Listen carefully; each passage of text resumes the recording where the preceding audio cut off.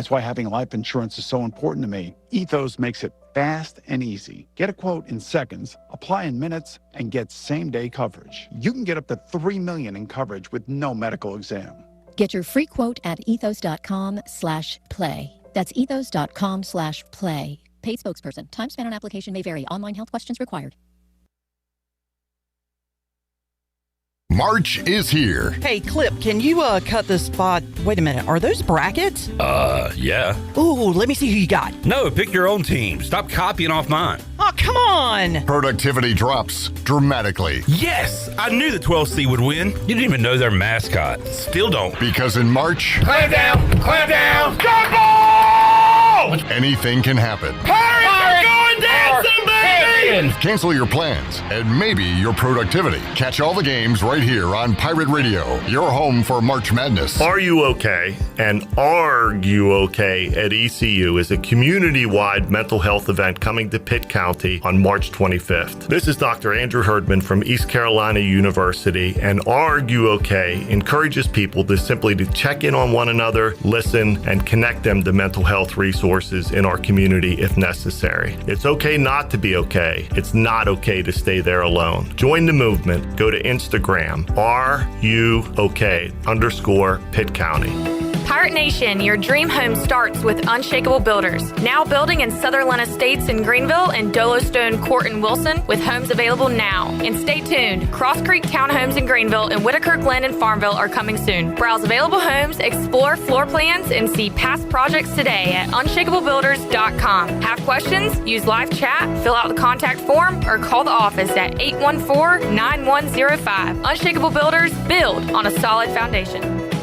Hey Pirate Nation, are you in the market for a member-focused local credit union or making a switch from your existing one? Then explore First Flight Credit Union with branches across Eastern North Carolina where all residents are membership eligible. First Flight members experience in-person service, competitive savings, and loan rates. Everything from automobile, boat, and home loans, First Flight has you covered. First Flight is more than just a branch. They're on a mission to take better care of our community. Stop by one of their local branches today or visit efirstflight.com. First Flight is insured by the NCUA and an equal housing lender. Looking for friendly service and hometown convenience? Make it Country Mart in Pitt County. With 2 great locations already serving our community, Country Mart is your one-stop shop for fresh hot food, cold drinks, snacks, fuel, and everyday essentials, all with the fast, friendly service you can count on. And we're growing. A brand new location is coming soon on Highway 11 right across from Aiken-Crifton High School. From breakfast biscuits to afternoon pick-me-ups and the best fuel prices in town, Country Mart keeps Pitt County moving. Country Mart, local, convenient, and always friendly. It's Budweiser's 150th anniversary, and we're celebrating with a Heritage Can Series that honors our legacy of being made of America. Collect all 4 designs.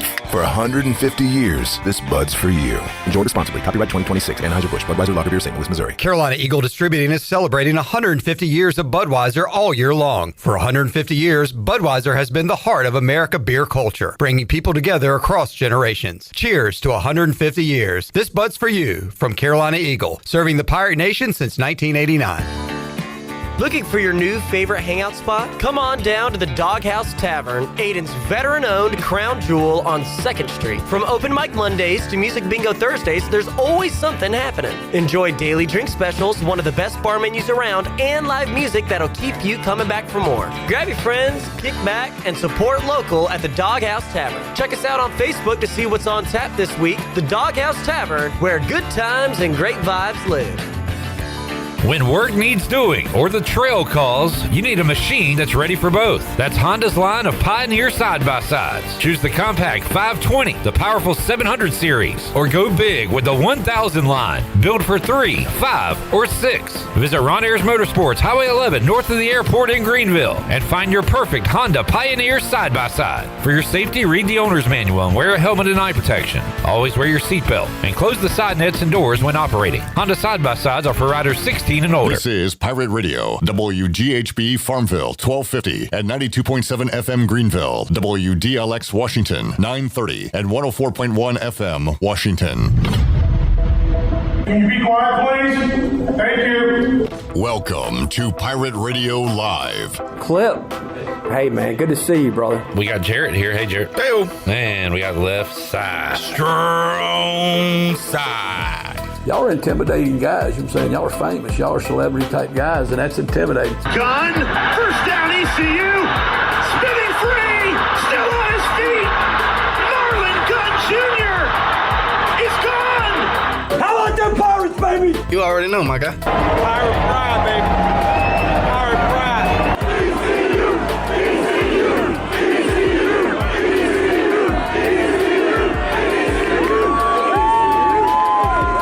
Now live from the Pirate Radio studios in the heart of the Pirate Nation, here is your host, Clip Brock. Welcome in to a Monday edition of Pirate Radio Live. Clip Brock here with you with a bracket in my hands.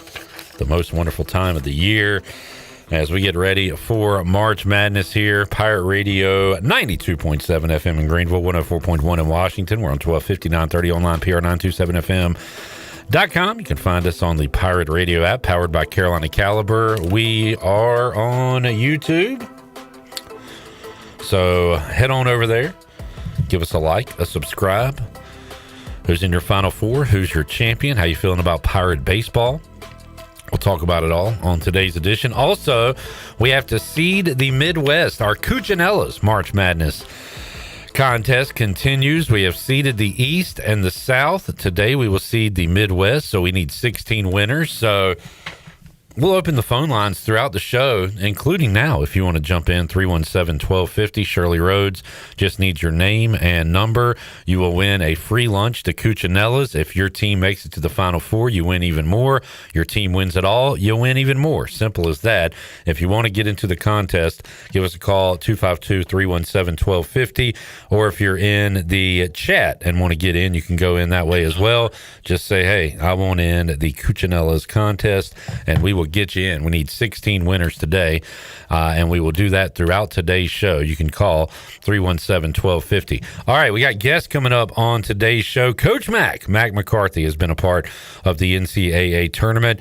We will break down his bracket. Who's he like? What did he think about the committee? Did they get it right this year? We'll talk about all that coming up in hour number one. Shane Winkler, coming off another winning weekend for ECU softball, will join us. Pirates are 4-2 in league play after 2 weekends. We'll talk to Coach Winkler coming up on today's program. Also, Nick Klos, the play-by-play voice of Queens, the Royals, in the NCAA tournament for the first time. We'll talk about them winning the Atlantic Sun, the matchup versus Purdue, and how excited the folks are for Queens to get into the NCAA tournament. And we'll talk some Pirate football with spring football getting underway this week. Andrew Bays, All-American and the color analyst for the Pirates, will join us on the show to talk some football. So we're touching on it all today on Pirate Radio Live. We got Shirley Rhodes here. We got intern Nick back from spring break. We asked him how his spring break went. He mentioned he had to go to the ER, and we said, shut up, Nick. We're going to save it for the air. So we're going to hear what could be a terrible story from Nick coming up at some point today. Why was he in the ER? Was it from a broken heart? We've had some of those stories with Nick before. We don't know. Intern Zach is here. And head of the table, we have Jared Watkins, also known as J-Bone, a.k.a. the little guy, a.k.a. Littlefinger, a.k.a. Big Time, a.k.a. Doug In. What's up, Jared? What's up, Clip? How you doing? I am doing well. Hope you are. Yeah, man. Great time of year. Pirates coming off a series win. Baseball and softball. Spring football starts Wednesday. March Madness. Can't ask for much more. I love it, Michael. I like it, Michael. Michael Kalinich. Michael Kalinich. MK Ultra with the walk-off yesterday. Now, is that an official nickname we're going with? That's the word around town. MK Ultra. He's changing people's minds. I've heard you use it. I haven't heard anybody else, but we'll see if it sticks. Chat Gang, loud and proud here on a Monday. Jerry says hello. Says we are the PRL Chat Gang. Steve says back fusing number 4 tomorrow, fellas. Hope to tune in tomorrow afternoon. Also says, hey, yo. Hey, yo. Steve having a back fusion. I think it's spinal. Spinal. I think it's spinal. I broke my back. Jamie says, hey, now. Hey, now. Tired of Penn athletics, baseball and basketball. Yale Penn, great game, cost me money. Well, we beat Penn twice. Hey, ECU beat a tournament team. Take the pen. Take the pen. Take the pen. That's about it. You can chime in if you want in our Pirate Radio Cuccinella's contest via chat or call 317-1250. We'll hit on ECU news and notes first. Clamp down season is officially over. I knew it. I said the first quarter would be rough due to the rust. I did not say quarters 1 through 4 would be rough because they were. It was a pretty atrocious basketball game. I tweeted out at one point after 3 quarters, and I don't have the numbers. I do know that UTSA had 17 turnovers going into the final quarter. Wow. And ECU was shooting, I think, 27% from the floor. Okay. And I believe it was a tie game. And it was just ugly. And UTSA did enough to get the win. Credit to them, because not only did they beat the Pirates, they beat the big bad Rice Owls, and they are going to the NCAA tournament. So, Rice, you did all that for nothing. How stupid do you feel? The women's bracket came out yesterday, and the first matchup I saw was 1 versus 16, and UTSA was 16. I was like, man, I guess they did enough to get an at-large, just assuming they lost to Rice. And that was not the case. What a gift for beating Rice. You get to be. Do you know who they were playing? Yeah, I don't know. UConn. Geez, so UTSA is the worst team in the tournament? Damn, dude. Yeah, man. Show a little respect. UConn went undefeated, didn't they? No? I'm getting a no from the Studio B. All right, fair enough. Close enough. I'm not taking South Carolina because Chloe Kitts is injured. Oh, yeah. No. And there's all I know about I'm not basketball. taking the Pirates. I don't think we're going to win a tournament game this year. I'm sorry? Either time, I don't think the Pirates are going to do it. What are you talking about? Nothing. Are you making a joke? Yeah. Oh, we're not in the tournament, so you're saying I'm not taking the Pirates? Yep. It's hilarious, dude. Are you? When are you doing stand-up again? When is that? Do you do it in Zebulon? Yeah. Are you Zebulon's like #1 up-and-coming comic? Yeah, I'm the only one. Jared Watkins, Zebulon's finest. Zebulon, how do you say it? Zebulon. Zebulon? All right. So, Pirate Baseball wins the series against Penn. Yeah. Frustrating win on Saturday. Yeah, offensively. I mean, GVK continues. 14 Jeez strikeouts. Louise. Seems like every weekend he's hit a career high. Man, he is rolling, but has had an issue getting run support. Yeah. I don't know. I saw something on Twitter like, hey, do you move him to Friday? I don't really think you touch the rotation. I think everything looks good like it is. I like Joe Webb's performance Friday night. He was really good. And then yesterday, the all-star, the superstar, the guy everybody's talking about, Maggle with the game winner. Good rally by the Pirates, man. They were, once again, you lose that series to Penn. Yeah. We are feeling a lot different today, but they're able to get 2 in the 8th or 9th to tie it up. They get 2 late. Yeah, I know Davin hit a bomb late. And well, he hit a bomb, and then Penn scores 2 runs, and then East Carolina able to tie it and eventually pick up the dub. So they now look at a week where we got conference play beginning, but before that, Elon coming to town. We got an interesting Elon and ECU, not even a doubleheader because they'll be going on at the same time. Yeah. Baseball and softball hosting Elon, so hopefully we can rise above the Phoenix coming up on Tuesday. Baseball, and I know that's not their record. 11-20 would be the basketball Pirates. By the way, I got a tweet recently. I believe baseball is 12-8-1. From Coach Bobby Williams. He quote tweeted hoopdirt.com, hoopdirt, job posting, assistant men's basketball coach at East Carolina.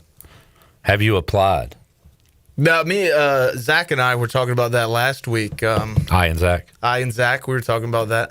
Yeah, I think we might throw our names in the hat. They might be immediately tossed in a trash can, but hey, you got to shoot your shot. Mark Schmidt, bring him in from St. Bonaventure. Yeah. He's not doing anything. I know he'd love to continue coaching. I know him personally. I talk to him often. It's one of those things where like a crazy person thinks they're talking to a celebrity. Yeah. I talked to Mark Schmidt. The Pirates are indeed 12-8-1. Got Elon and then begin conference play this weekend against UAB here at Clark LeClaire Stadium. Dealt with some injuries yesterday. Zach, you were there. Who all went down? All right, so I'm here. So to start the game, third inning, going into the... They started the game in the third inning? Yeah, we wanted to speed things up. All right. We were used to fast games. Colby Weber's throwing his warm-up pitches. I think it was his second to last one. He pulls up immediately, holds his arm. Coach Knight, Coach Godwin come out immediately. Not good. They take him straight to the dugout. We have nobody in the bullpen. So Nick Moran throws about 10 pitches, comes out, first pitch is gone. So that was not fun. Yikes. But he pitched enough to let somebody else come in for him. I think that was when Ethan Rose came in. And then Jack Herring hits his home run. I forget what inning. Run home, Jack. Run home, Jack. Top of the very next inning, dives for a ball in the outfield, and shoulder dislocates. We didn't know what happened because he didn't really show anything. But next rotation out, they're like, where's Jack Herring? Because they moved like half the field around trying to accommodate for it. We had no clue what happened. Cliff said in the postgame it was a dislocated shoulder. Did he make the catch? No. Okay. I thought he was going to, but he missed. And then we found out Alex Peltier will be out for the season in like a week or two. Cliff, did he speak on these? We got in his opening statement on Sunday. Shirley, can we hear Cliff Godwin on our New Blue Pirate Report? Cliff's opening comments.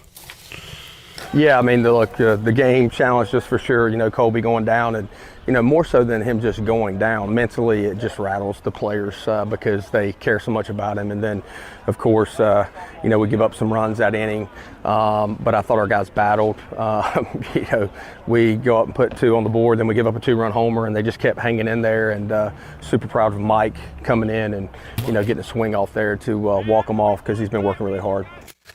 All right, more injury talk. Cut 5, Shirley talked about Alex Peltier and also Jack Vogley. Yeah, he got the MR back, so he has a few more games that he can pinch run and stuff, and then he'll miss the rest of the season. And then Jack Vogley's got a foot issue, and we're gonna see if we can, you know, get a shot or something to help his foot. But he's in a walking boot and on crutches right now. Man, so the Pirates dealing with injuries throughout these wins, and man, never a good thing. But hopefully, you heard with Peltier, he's going to be out for the remainder of the season. Yeah, I mean, we haven't really seen much of him other than those pinch running situations. Yeah. So, you know, Jack Vogley, he was very good in the DH spot, and Colby Weber, Jack Herring, those are the big ones. Did not see it Friday, but heard about it. How did Alex Boucher do on the mound? He struck a guy out, and then guys behind him made some plays to get the other 2 out. All right. It was good. I mean, nothing like of note, but that also means it wasn't terrible. Let's see. How about cut 4, Shirley? How proud are you of Michael Kalinic coming through in the clutch for ECU? I'm super proud of him because he works hard, and you know, he had a little bit slow start to the season, but had the big pinch hit home run against Coastal, and then of course this one. So I'm super happy for him. He's turned into captain clutch for this ECU team. Jared Michael had the double that was ruled a homer against Coastal. Hey man, I wasn't watching. I wasn't watching either. I had gone from, because we were at tiebreakers, from tiebreakers to home, and was like paying attention to the Hornets game at that time because it was a game against the Heat. And I got a text from Jarrett that said, Michael! And by that point, I didn't know what happened, but so I looked it up, saw he had a home run, and I said, I'm watching the Hornets, and he said he had a double. And I was like, well, dude. It was. I'm pretty sure it was a 2-run homer, right? All right. And so I just saw Michael Kalinic 2, and I was like, oh, double. 2-bagger, but it was a 2-run homer. All right, so there is your New Blue Pirate Report on ECU baseball. Still have comments from Davin Whitaker and Michael Kalinic here on the show. Softball with a 2-1 weekend. We'll talk to Shane Winkler coming up. Women's basketball done. Men's basketball not making the field of 68. But when a door closes, another opens. Meaning? Spring football starts this Wednesday. That is correct, sir. And we will talk about that coming up at 5 o'clock with Andrew Bays. We won't talk to Blake Harrell till next Monday. Yeah. So spring football starts, and then we'll have to wait a little bit till we get any kind of word from official word. We got to have sources. Do we have? We got to infiltrate the program to get some whispers. You got anybody on the inside? No.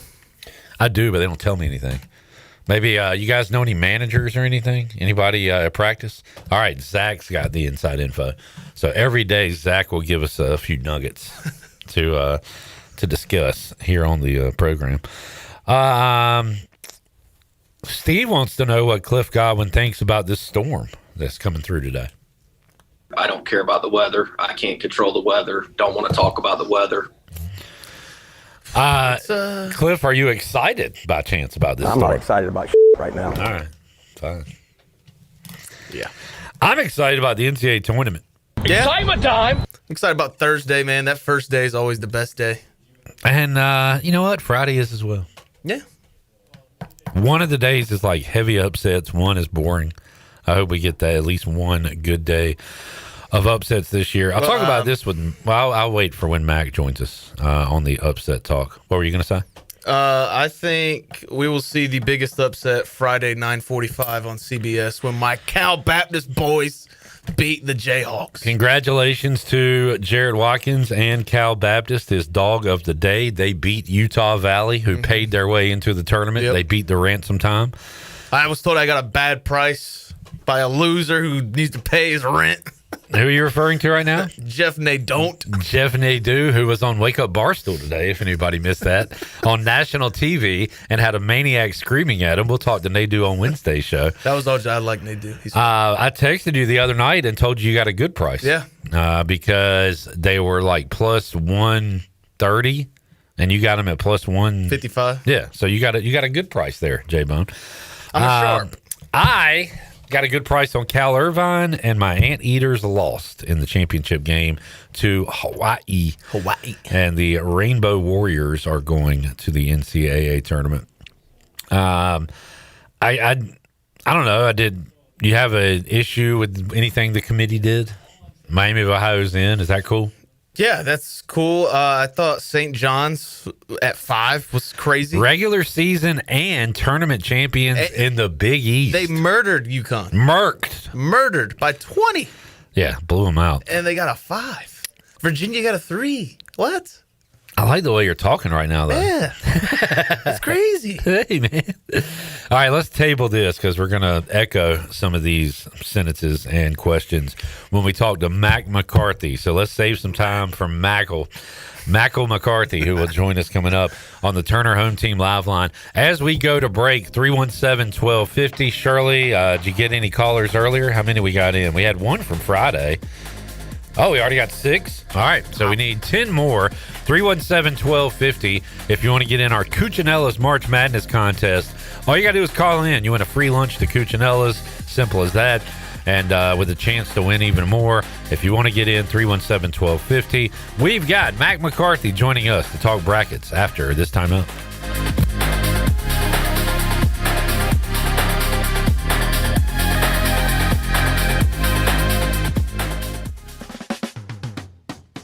Need to sell your house fast without fixing or even cleaning it? Call the Turner Home Team. Hey, this is proud ECU alumni Justin Turner with the Turner Home Team. We buy houses as is in any condition for cash, and we can close in just days. As a real estate investor and licensed agent, my team and I can give you options when you need to sell. Sell fast or sell for top dollar. You choose what's best. Call Turner Home Team or visit theturnerhometeam.com. They'll make a no-obligation cash offer for your home today. Turner Home Team. Pirates supporting pirates. Looking for a night out that's a little different? At Encino Mexican Steakhouse. Bold Mexican flavors meet premium steakhouse tradition. Sink your knife into perfectly cooked, hand-cut steaks. Savor rich, authentic dishes inspired by Mexican culinary heritage and pair it all with a handcrafted cocktail. Encino Mexican Steakhouse, where Mexican flavor meets steakhouse perfection. On Memorial Drive in Greenville or online at encinorestaurant.com. Michaels & Gateway Cosmetic and Family Dentistry has been Greenville's premier dental practice for over 40 years. I am Dr. Chris Gateway, and our mission at Michaels & Gateway is to provide exceptional dental care with compassion, integrity, and innovation, ensuring every patient leaves with a healthy, confident smile. Doctors Michaels & Gateway are committed to providing an outstanding patient experience with every visit. Not only do we offer all your dental needs under one roof, in most cases, we can take care of those needs on the same day. Bring your smile to us at Michaels & Gateway Cosmetic and Family Dentistry. The NU in New Blue stands for Next Up, and with their Next Up mentality, they are staying hungry to go the extra mile just for you, humbly learning through continuous training and a commitment to remain focused on working smart to deliver a new level of service excellence. Next Up means doing the small things right because your home deserves it. Whether it's plumbing, electrical, or HVAC issues, New Blue is next up and ready to help. Visit callnublue.com or call 252-228-5855. New Blue Service Group, redefining service excellence. Go Pirates! Spring is a great time to plant flowers, trees, and bushes. When planning your landscape, please keep in mind that you should never plant anything within 3 feet of a gas, electric, or water meter. The same thing applies if you have an electric transformer in your yard, except keep plants 8 feet clear of the front in case crews need access during a storm or an outage. Always remember to call 811 at least 3 business days before you dig to avoid underground lines.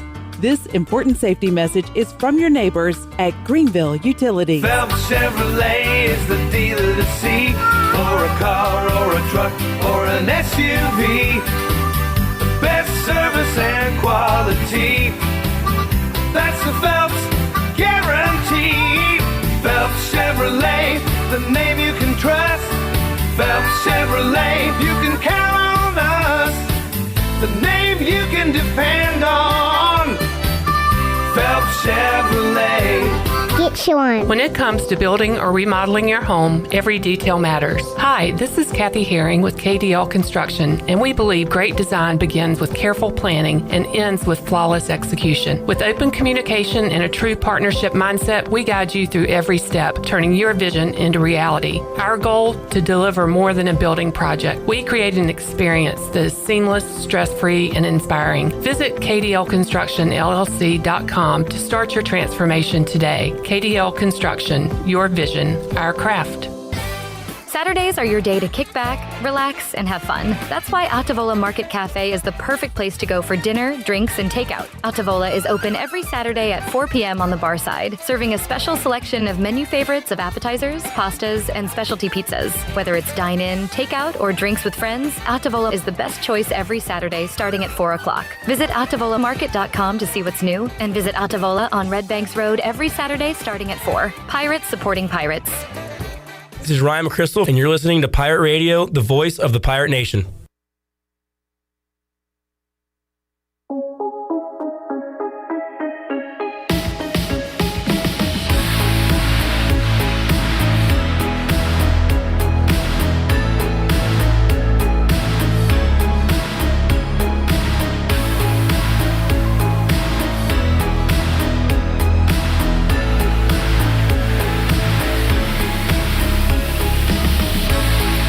Listening to Hour 1 of Pirate Radio Live. The Pirate Radio app is available now. Powered by Carolina Caliber. Download the app today and have Pirate Radio at your fingertips. Now, back to the show.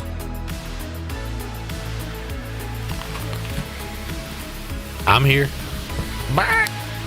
Jarrett's here. Sorry, I had to throw it back to you. I couldn't find my sheet. Chunk it back to me, Shirley. I'll catch it. Shirley Rhodes getting the phone throughout that break with people signing up. We still have some spots available for our Cuccinella's March Madness contest. We are seeding the Midwest today, the West tomorrow, and then our bracket will be full of names. Shirley, can you get Mack on when you get an opportunity? I was going to save this for Mack, but I'll go ahead and bring it up. Jarrett, if you know one thing about me, you know this, and we'll say it at the same time, okay?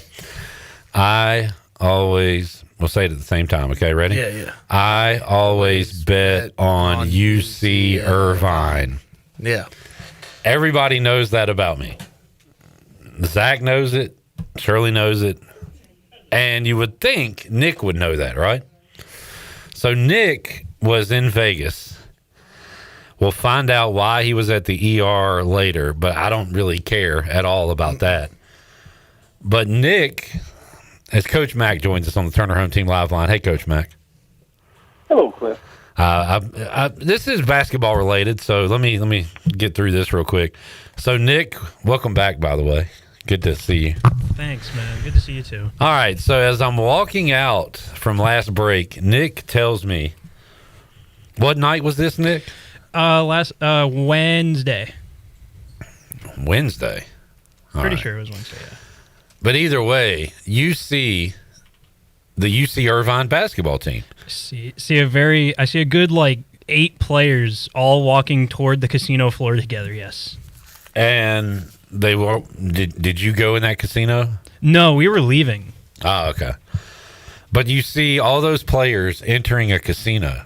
Yeah, the floor specifically, where they not like the actual hotel part of it, where they have all the slots, all the table games, all the fun stuff. So you didn't think you should notify me of this? I did not know that you had placed any United States currency on them to win a basketball game. Not a game.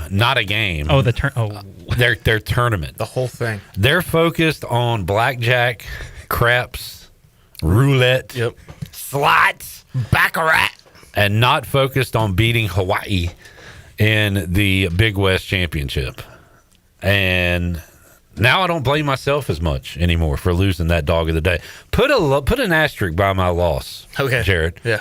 Because we do dog of the day Thursday. Nick had this information on Wednesday. Oh. So, Nick, thanks for nothing, as always. No problem. Coach Mack, have you ever had a team that you knew was not focused on winning in March and was focused on gambling? No, I never really knew many people focused on gambling until I met you, Cliff. Would you be nervous if your conference tournament was in Vegas? I would be nervous. Yes, I would be nervous. I'd be nervous for myself because I enjoy Vegas myself. There we go. All right, Mac, the bracket is complete, and your bracket is filled out. You sent it to me earlier today. By the way, thank you for that other text you sent me. I will be using that tonight at Sports Trivia, so I don't want to talk about it on the air. We can talk about it next week, though. But that was a great tidbit. All right, first of all, any issue with the teams that made it? No. Okay. Any issue with how those teams were seeded? Miami playing in the play-in. NC State, Texas will be in the play-in. Jarrett mentioned St. John's. The regular season and conference tournament Big East champion. St. John's gets, what, a 5? Yeah. A 5 seed. Any issue with how any of these teams were seeded? No, and I do, I understand the issue with St. John's, but they played nobody hardly in the non-conference. The Big East was weak. I don't think they got slighted. Back-to-back regular season and tournament champions, that's really an accomplishment. But this team, I think 5 was right. I am sure it's not perfect. I'm sure somewhere along the line I would have something I would want to do, but change. But I don't have a gripe in the whole thing other than the fact that there weren't 68 qualified teams. Right. And I heard something I've never really thought that much about last night, Mac. I watched the selection show on CBS. I watched Barstool's selection show. And then I planned to watch all the Field of 68 stuff, but I fell asleep early, so I'll consume that tonight after Sports Trivia at the Buck. But they were talking about Cinderellas and tournament upsets. And Zach, you could probably relate to this or speak to this. You follow the non-power schools. But the fact that there were a lot of good teams upset in conference tournaments this year with Navy, Belmont, I heard Liberty out there, maybe a few others, Mac, that I didn't really think about that. With all of the upsets in the conference tournament, it could lead to less upsets in the NCAA tournament. Yeah, no, that's a valid point. And 17 out of the 31 conference, the regular season champions did not win their conference tournament. But yeah, that's a legitimate thing. That really is. I hadn't thought about that. I always think of the formula, looking at what kind of team wins in the NCAA tournament, but the fact that a bunch of low to mid-major conference champions didn't win their tournament, that probably is a factor. Yeah, and also I heard this one too. You see Northern Iowa. Okay, I think of Ali Faroukmanesh. I think of the half-court shot. Jesperson hit to upset a team in the first round. You see McNeese. Okay, they went on a little mini run last year, but they don't have Will Wade, some of their players. They still had a ton of wins this year, but didn't really play anybody. So a lot, and both of those are 12s, by the way, and will probably be popular upset picks. But we do tend, or I definitely do this, I would think a lot of people do, if a team has made an upset one and beaten a big name in the past, we just think they can do it again. But you really got to kind of focus on, like, this Northern Iowa team was like a 6 in Arch Madness or whatever, and ended up winning the thing. No, but that is one of the traits of teams that do pull an upset, is the fact that they have been there multiple times and are used to being there and expect to win, or at least have more expectations than a team that's just happy to be there their first time. Zach, we'll break down Mack's bracket, but what non-power teams? And you've said St. Louis a lot this year, but they're kind of close to. Yeah. They're in the middle somewhere. Any small conference team you have liked this year? Again, a lot of them were knocked out, right? In their conference tournaments. Yeah. But who are your favorites that are still playing and could potentially pull an upset? Santa Clara is not really a mid-major, but they're mid-ish, but I like them a lot as a 10 seed. And then I don't know if it's very likely, but I do like North Dakota State. I think it's their most wins in a very long time, or maybe ever, for their basketball team. So I really like them. And then the other one I was looking at was, where'd it go? Hawaii, out of the Big West. I like them a lot.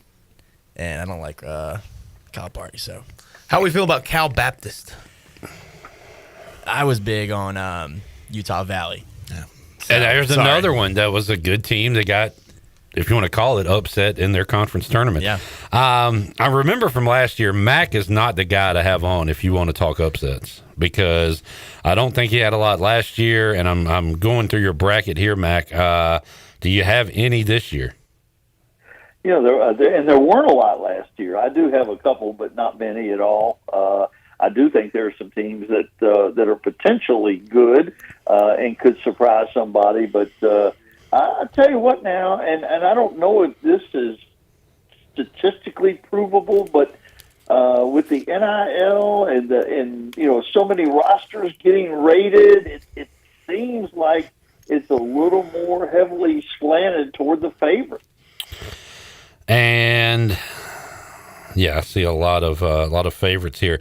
Okay, it always seems like one of the teams playing in Dayton wins on Thursday or Friday.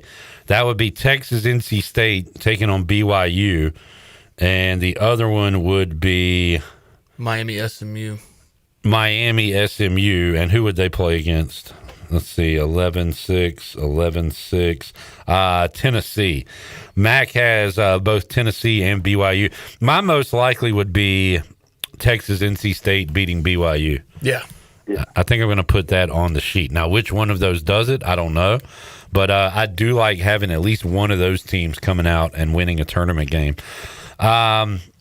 Other things, Mack, I don't want to go straight to your national championship, but damn, I hope that's the championship, because that would be good for me, because I have two futures, and it's on those two teams that you have there. How about this? Jared brought this one up, and I agree with him. 11 VCU versus 6 North Carolina. I remember Eric Maynor and my guy Jamal Schuler from Jacksonville High School beating Duke in the NCAA tournament, and I looked that up today for trivia purposes and saw that was also an 11-6 matchup, which felt like a kind of big upset then. If VCU beats Carolina this year, I don't think it would be such a big upset. But how about the Rams, Mack? What kind of chance do you give them against North Carolina? Well, North Carolina's not as good without Caleb White. They didn't finish the season strong. VCU is a team that always gets there. and kind of expects to win. They were there last season, and I'm like you. I don't think that would be a huge upset, even though name-wise, name recognition, nationally it would be.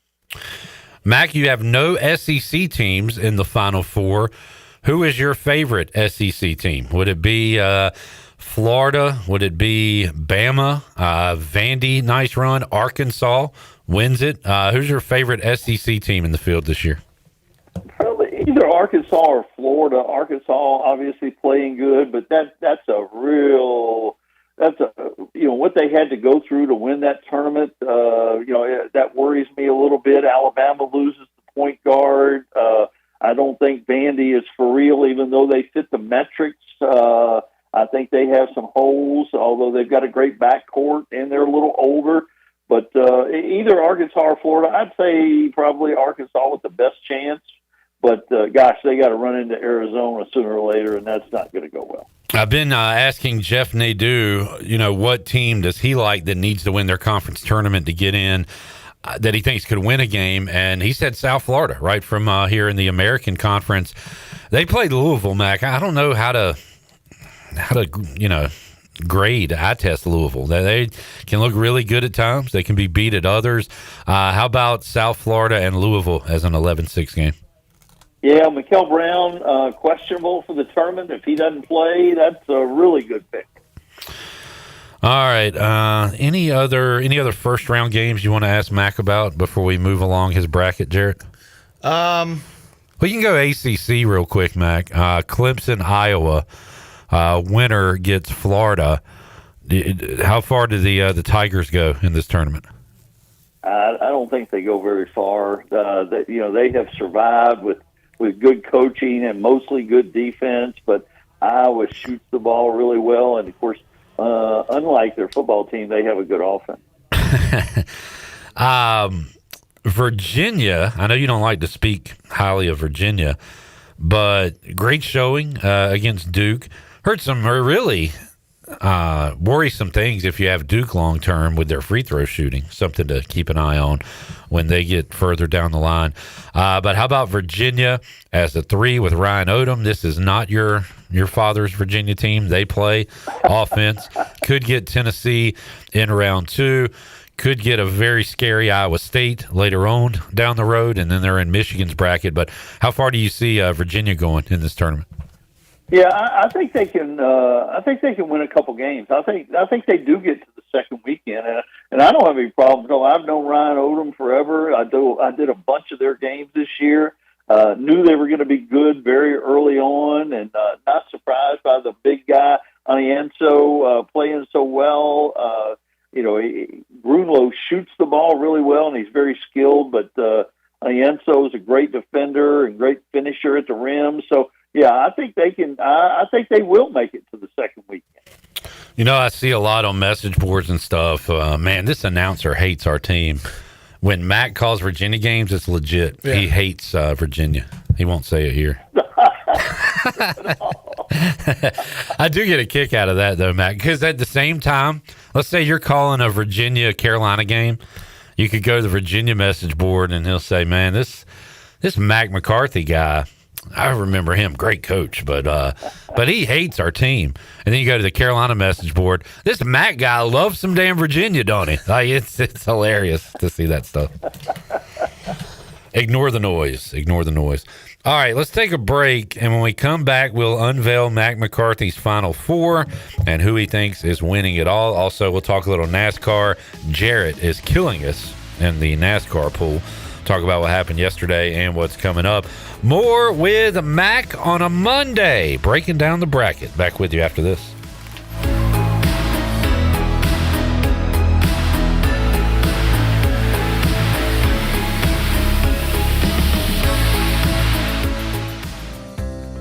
Do you want to get rid of wrinkles? How about tighten or lift your skin? Want a smoother skin texture or get rid of brown spots? Combining personalized treatments, expert training, and a deep passion for skin health, Beauty Bar MediSpa is dedicated to enhancing your skin and boosting your confidence from the inside out. Contact the licensed professionals for a free consultation and ask about their newest technologies and treatments. Beauty Bar MediSpa on Red Banks Road in Greenville. Enjoy your visit. Love your transformation. College is hectic, but where you live shouldn't be. At Pirates Cove, you get your own quiet space and private bathroom. With 2 pools, a fitness center, EV chargers, the only student property with a new soccer mini pitch field, a business room for focus, and a quick ride to campus. No dorms, no drama, just the lifestyle you're looking for. Pirates Cove isn't just where you stay, it's where you live. It's Budweiser's 150th anniversary, and we're celebrating with a Heritage Can Series that honors our legacy of being made of America. Collect all 4 designs. For 150 years, this Bud's for you. Enjoy responsibly. Copyright 2026, Anheuser-Busch, Budweiser Lager Beer, St. Louis, Missouri. Carolina Eagle Distributing is celebrating 150 years of Budweiser all year long. For 150 years, Budweiser has been the heart of America beer culture, bringing people together across generations. Cheers to 150 years. This Bud's for you from Carolina Eagle, serving the Pirate Nation since 1989.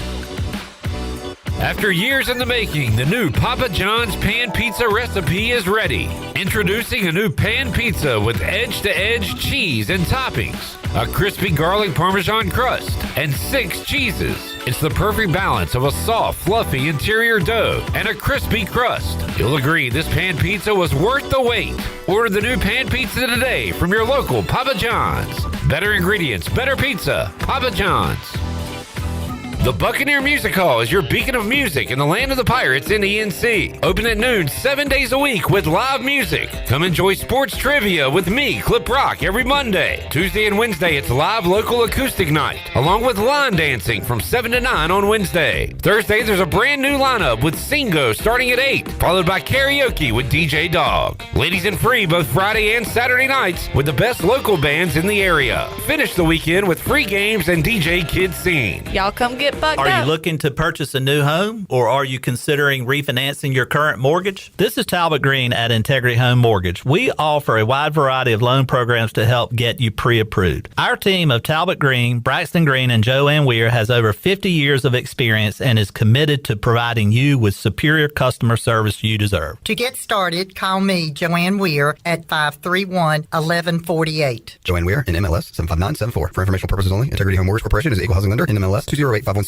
East Coast Grading and Utilities is your source for clearing, hauling dirt, and concrete work. East Coast Grading and Utilities handles all sewer and water issues as well. I'm David Bond. Whether putting in a new subdivision or helping you with any and all of your drainage problems, I can get the job done. Call me at 531-7494. No job is too big or too small. East Coast Grading and Utilities. Friends helping friends. 531-7494 for East Coast Grading and Utilities. March Madness, everybody. Can you feel it? Pirate Radio March Madness is back. Listen to Pirate Radio Live from 3 to 6 p.m. this week for your chance to be one of the 64 lucky winners of a free lunch combo courtesy of Cucinella's in Greenville. If your team makes a tournament run, you could win an additional $50 to $100 gift card from Cucinella's. Listen to win, thanks to Cucinella's, with locations midtown across from Best Buy and downtown across from Sup Dogs, and online at Facebook and Instagram. Pirate Radio, your station for winners and your home for March Madness. Hi, this is Morgan Ehlers, and you're listening to Pirate Radio, the voice of the Pirate Nation.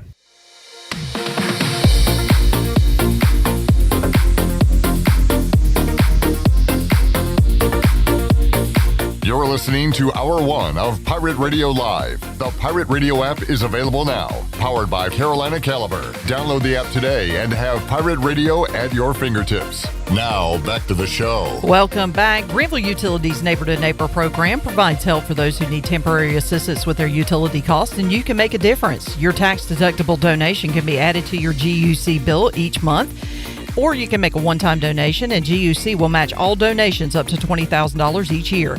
Consider helping a neighbor with GUC's Neighbor to Neighbor program. Now let's head back into PRL. Here's your host, Clip Brock.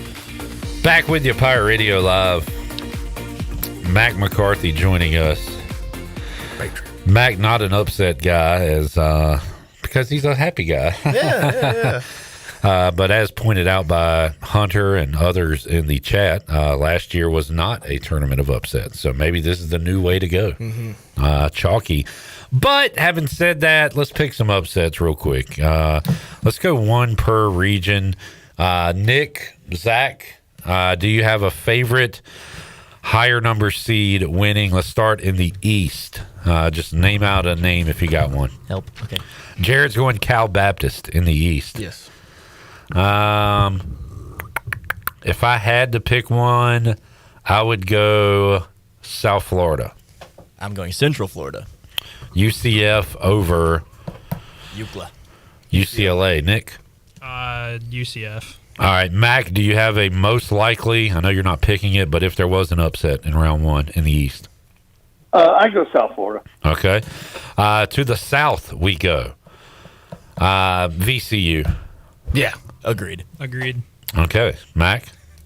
You know I picked them, so yeah. The Rams. I'll throw out a different one. Troy over Nebraska. Nebraska's never won a game. I haven't watched Nebraska all 26. Nebraska looking for their first NCAA tournament win. I haven't watched them all year, Mac. What do you think about the Cornhuskers? Is this the year they win their first tournament game? Yeah, and I haven't watched them much either, but I love their coach. Fred Hoiberg is unbelievable. The mayor. The mayor, when he was playing at Iowa State, I think he is really, really good. So, and just based on who they've played and how many games they've won, I like them. All right, to the West we go. Second weekend. I'm sorry. They get to the second weekend, you say? Yeah. All right. Which means they beat Vandy. Yep. Okay. To the West we go. I will take the Texas NC State winner to beat AJ DeBonsa and BYU. Yeah, I like that one. 2, I got my eye on High Point over Wisconsin, and then Missouri over Miami. I would love to pick High Point over Wisconsin, but Wisconsin was a Badger in that Big Ten tournament. They look really good. I'll go Missouri over Miami. All right. Fellers? Missouri is my pick because they're playing a home game. That is true. They're playing in the state of Missouri. Wow. Yeah. I mean, I like High Point. I know Wisconsin had a good tournament, but I think High Point has a real chance to get a big upset there. All right. And to the Midwest. Let's see. You don't want my pick at all, right? Sorry. Go, Matt. What do you know about basketball? This guy. I don't know, and I'm just, I'm only on here once a week, so I understand. Utah State. Oh. I picked the Mountain West every freaking year, even though their records were horrible and everybody was saying don't pick Mountain West. I would find myself picking every team in the Mountain West. Now I'm so anti-Mountain West that I'm not going to pick them. Pick that team. But I don't like Villanova either, so that makes a lot of sense. Midwest. Let's see. Let's go, I guess, Santa Clara. I'll go with the 10. I'm going to go Akron over Texas Tech. Yeah, I think I'm going to go Big 12 kind of heavy in this tournament. How about you guys? This is going to be my one, big upset, Hofstra over Bama. The Pride. Plus 14. I like it. I like Akron, but Bama's definitely bad because the player got arrested today. Yeah. They're good. So, yeah. What's he going to sit out? 10 minutes? Well, what did he get arrested for? Oh, having drugs. Just a compound of weed. And affixing a tax stamp. He did not affix a tax stamp. To his weed? Nah, I don't know. It has something to do with guns. All right, weed and guns. So Bama looking strong here heading into the tournament. Mac, how about the Midwest? There was a really funny post on Instagram or Twitter, I don't know where it was, that had Nate Oates talking to the point guard. He said, "That's not what I meant by points per possession." Okay. Had a good pound on him. Mac, you got a Midwest pick? Gosh, I think it's Akron. All right. The Zips. Nice. Who were the favorite to win that tournament, despite Miami being undefeated. Yep. And Akron won it over. It was a good game against Toledo. Help me out. Was it the Rockets or Kent? Or they No, played it was. Kansas I believe it was Toledo. Yeah, Okay, yeah. in that tournament final. All right, looking at Mack's bracket, he's going with 3 1 seeds and 1 2 seed. Name that 2 seed. What 2 seed does Mack? All right, answer this. What 2 seed? Oh, I'm sorry. He's got 2 seeds. Thank you. Who are your favorite 2 seeds? If you had to pick 2 seeds to make the Final Four, who would you pick, Jabone? Houston and UConn. Okay. How about you, Zach? Because I think I'm going to do what Mack's doing. I would have picked Houston and Purdue if I had to pick 2. Okay. And Nick? Houston and Iowa State. Nick has the 2 teams, Houston and Iowa State.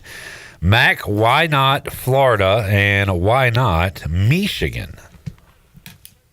Well, Michigan losing their best perimeter defender, I think they've got a tough row to hoe. They could. I just think Iowa State's playing really good right now. Yeah. So I mean, they played so well down the stretch. They blew out a couple of teams in the tournament, and that game against Arizona was awesome. Like it was won on a crazy last-second shot. Iowa State could have easily won that game. Yeah, back and forth. Three lead changes in the last 15 seconds. Crazy. Yeah, and I pick Houston every year. I might go away with that this year. Saturday was the first time I bet against Houston in the Kelvin Sampson era. Really. I took Arizona. They led throughout. Houston made a run at the end. But I'm going to have Arizona on my final line. Mack has Houston versus Duke. We saw that game in the Final Four last year. Duke led, should have closed them out, but blew it. Houston won. Who wins the rematch this year, Mack? Houston. The Cougars. And then on the other side, Iowa State, Arizona. We just saw that game, and it was epic. Who wins that rematch? The same team that won it the first time. Arizona, Houston. Big 12 reigns supreme.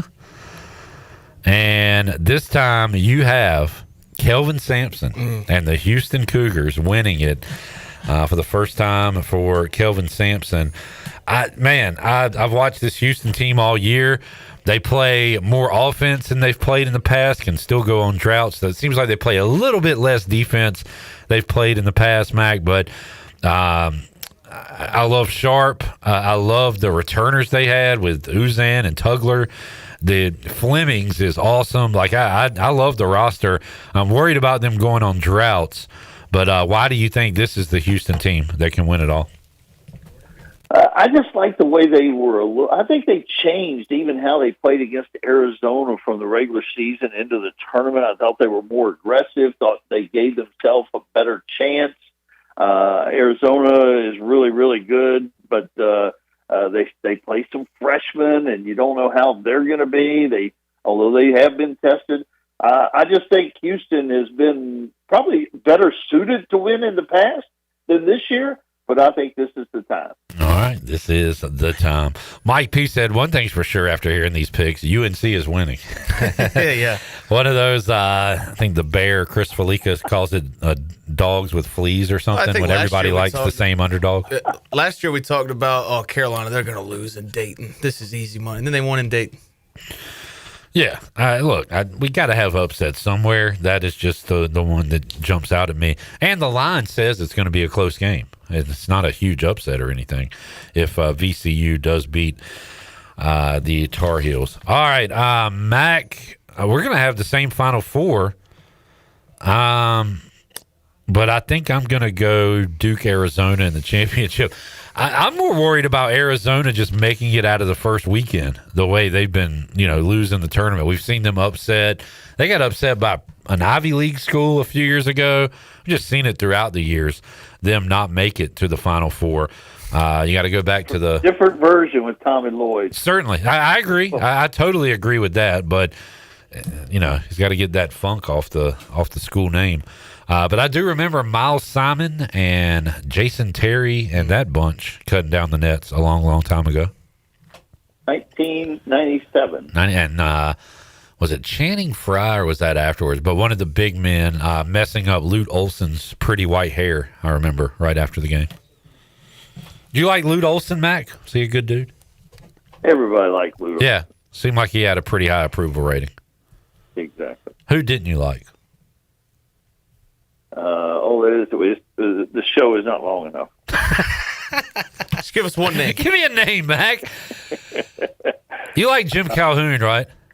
In this year's field, Fran McCaffrey. Oh, God. Yeah. Okay. I don't even know him, and I hate him. He just seems like a jerk. But he is back with Penn, right? Exactly. Man, Fran. How about this? You want to see some trivia, and you want to know how people do in different circumstances? There's a guy named T.J. Power who played at Virginia last year. He scored 32 points for the season at UVA last year on not a very good team. He had 44 and the game winner in the championship game for Penn in the Ivy League title. Mike Schwartz. Those are the kinds of guys we need here. Yes. Bring in some of them shooters. Hey, that's a cool story, Mike, and we'll see what Penn can do in the NCAA tournament. Jarrett, real quick, Denny winning yesterday. Yep, best average goes to me, so another 5 points over here. Nobody, no DNF, so everybody finished. Hey, good gentleman's race, Mac. Everybody finished, so that's what we like to see. Where are we next week? We are. Does that start the fun stretch? Yeah, Darlington, Martinsville, Bristol. It's going to be fun. What do you think about Darlington, Mac? Who were a couple of your favorites there? Oh, gosh, bless. It could be back-to-back for Denny. He takes care of his players better than anybody. All right. Watch out for Denny. I was going to say the 11. He's still in the 11? All right. Mac, always fun breaking it down with you. We'll talk Sweet 16 next week, and hopefully we'll have a lot of storylines to follow. There's no question we will. Thank you, guys. All right, there is the coach, Mac McCarthy, joining us talking brackets here on a Monday. We'll break down the brackets with David Glenn on Tuesday and with Jeff Nadeau on Wednesday, along with all of our other talk here on Pirate Radio Live. All right, a couple of things. We have still have a few spots to fill. If you want to get in our Cuccinella's March Madness contest, call 317-1250. Shirley gets your name. We will draw out of our chest your seed in the Midwest region later on in today's show. We got to fill out 16 today, 16 tomorrow. We'll do the Midwest today. Still have a few spots left, 317-1250, or you can enter via the chat. Also, coming up next, we got Shane Winkler joining us to talk about the 19-10 ECU softball team. Got that on the way. Busy hour 2. Back with you after this.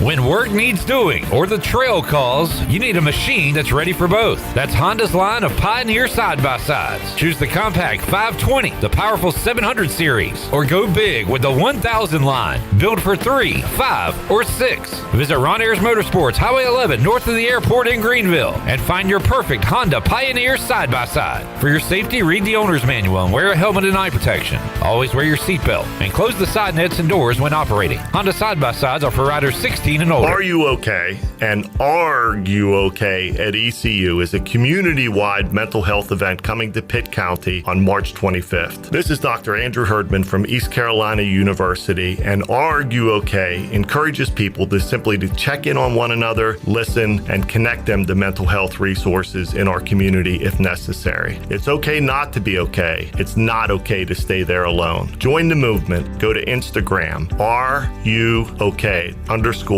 County. At Langley Contracting, we're superior roofing specialists. Whether it's a new roof or repairing your old one, we've got you covered. And best of all, we handle your insurance claims. We are locally owned right here in Eastern Carolina. We are licensed and insured and have a 25-year roof warranty. We can handle your gutter installation too, so everything is seamless. Call or visit us online at 214roof.com for your free estimate today.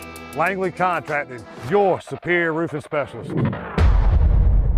Greenville Motor Company, celebrating 40 years serving the automotive needs of Greenville and Eastern Carolina. Here is Greenville Motor Company's Brian Cook. We have complimentary multi-point inspections included in every visit. Comfortable waiting room area, free Wi-Fi, refreshments, and TV while you wait. Shop on our website, apply, and schedule from the comfort of your home. Greenville Motor Company, locally owned by the Cook family, right across from Greenville Nissan at 1000 Southwest Greenville Boulevard. Go to driveherenow.com. Driven by service, powered by trust. Greenville Motor Company.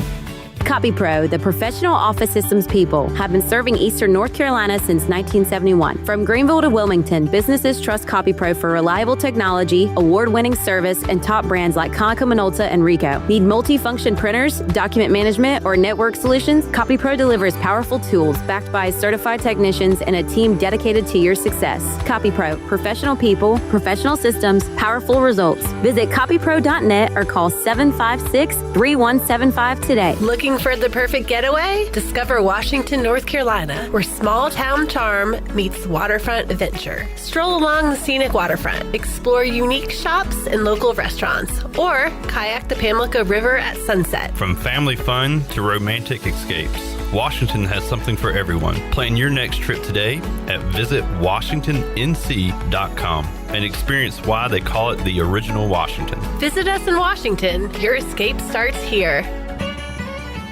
Downtown Greenville, are you ready to get lucky? Lucky Tunes is back at Fish Street Hardware on Saturday, March 14th from 4 to 11 p.m., bringing nonstop live music all day long. Ryan Joyner, Tristan Kite, Brooke Adamski, Tanner Oakley, Eric Dunlow, and the Back Row Backsliders closing out the night. Green beer, Irish food specials, giveaways, a full St. Patrick's cocktail menu, no cover, just big energy and wall-to-wall music. Lucky Tunes at Fish Street Hardware, where Greenville gathers. Ready to play a little kickball? Robbie's Clubhouse, a place for special needs adults and children, will host their annual kickball tournament on Saturday, April 25th from 9 a.m. until 2 p.m. at the Sarah Law Softball Complex located on Reedy Branch Road in Winterville. Come join the fun while helping the special needs community by joining us as a friendly kickball. To register a team, visit eventbrite.com and search Robbie's Clubhouse or call 252-916-9117. And we'll see you Saturday, April 25th. This is Pirate Radio, WGHB Farmville, 1250 and 92.7 FM Greenville, WDLX Washington, 930 and 104.1 FM Washington.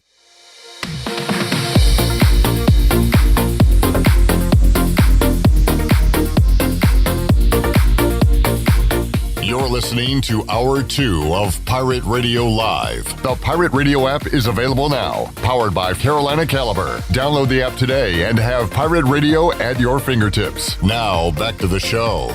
Welcome back. Chico's Mexican Restaurant is where all the locals go for Mexican food and fun. Grab your amigos and head to Chico's for the Gulf of Mexico every Tuesday. A huge 38-ounce lime margarita. And on Wednesdays, all Mexican imports are only $3.49, and on Thursdays, it's half-price house margaritas. For Mexican food and fun, it's got to be Chico's in downtown Greenville and online at chicosrestaurant.com. Now let's head back in to PRL. Here is your host, Clip Brock. All right, Kenny Curling's in the chat. See, this is what I like to see. He's been drinking heavily today, but still. Tennessee State will win 3 games, he says. So they get by one of the... Kenny, calm down. The best, hottest teams in the country, Iowa State, child's play. Then they knock off the Kentucky-Santa Clara winner. Then they beat Virginia/Tennessee. I guess he has their run coming to an end against Michigan or Alabama, probably Michigan. But I tell you what, Kenny, that would be one of the biggest stories in tournament history if Tennessee State goes to the Elite Eight. Did you mean to say Tennessee? Tennessee State will win 3 games. All right. There is Kenny Curling's a bold prediction. We will get back to the hoops talk in a moment. Also talk some football coming up later on in hour number 3 with Andrew Bays. But right now we'll talk some Pirates softball with the head coach of the Pirates, Shane Winkler. He joined us in Studio C earlier. Here's my chat with Coach Winkler. Joining us today on Pirate Radio Live, head coach of the ECU Softball Pirates, Shane Winkler. Welcome back in, Shane. Wanted to highlight your winning team and another series win over the weekend. How's everything going?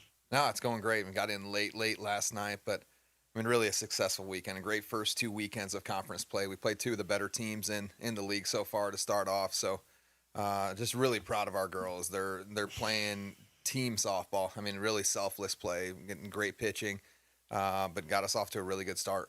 How about the trend, Coach, of losing game one in a not so pretty fashion, then coming back and winning the next two? I know that's probably not how you draw it up, but that's been the case the first two weekends. But awesome facing adversity after one game and coming back and winning the series. Yeah, not ideal, and really similar both Friday nights. Last week against Wichita, and then this past week against Florida Atlantic. Really tight games until you get late. So you look at the scoreboard and think that we got beat up a little bit, but each of those games, Wichita State, we got a 1-run lead heading into the sixth.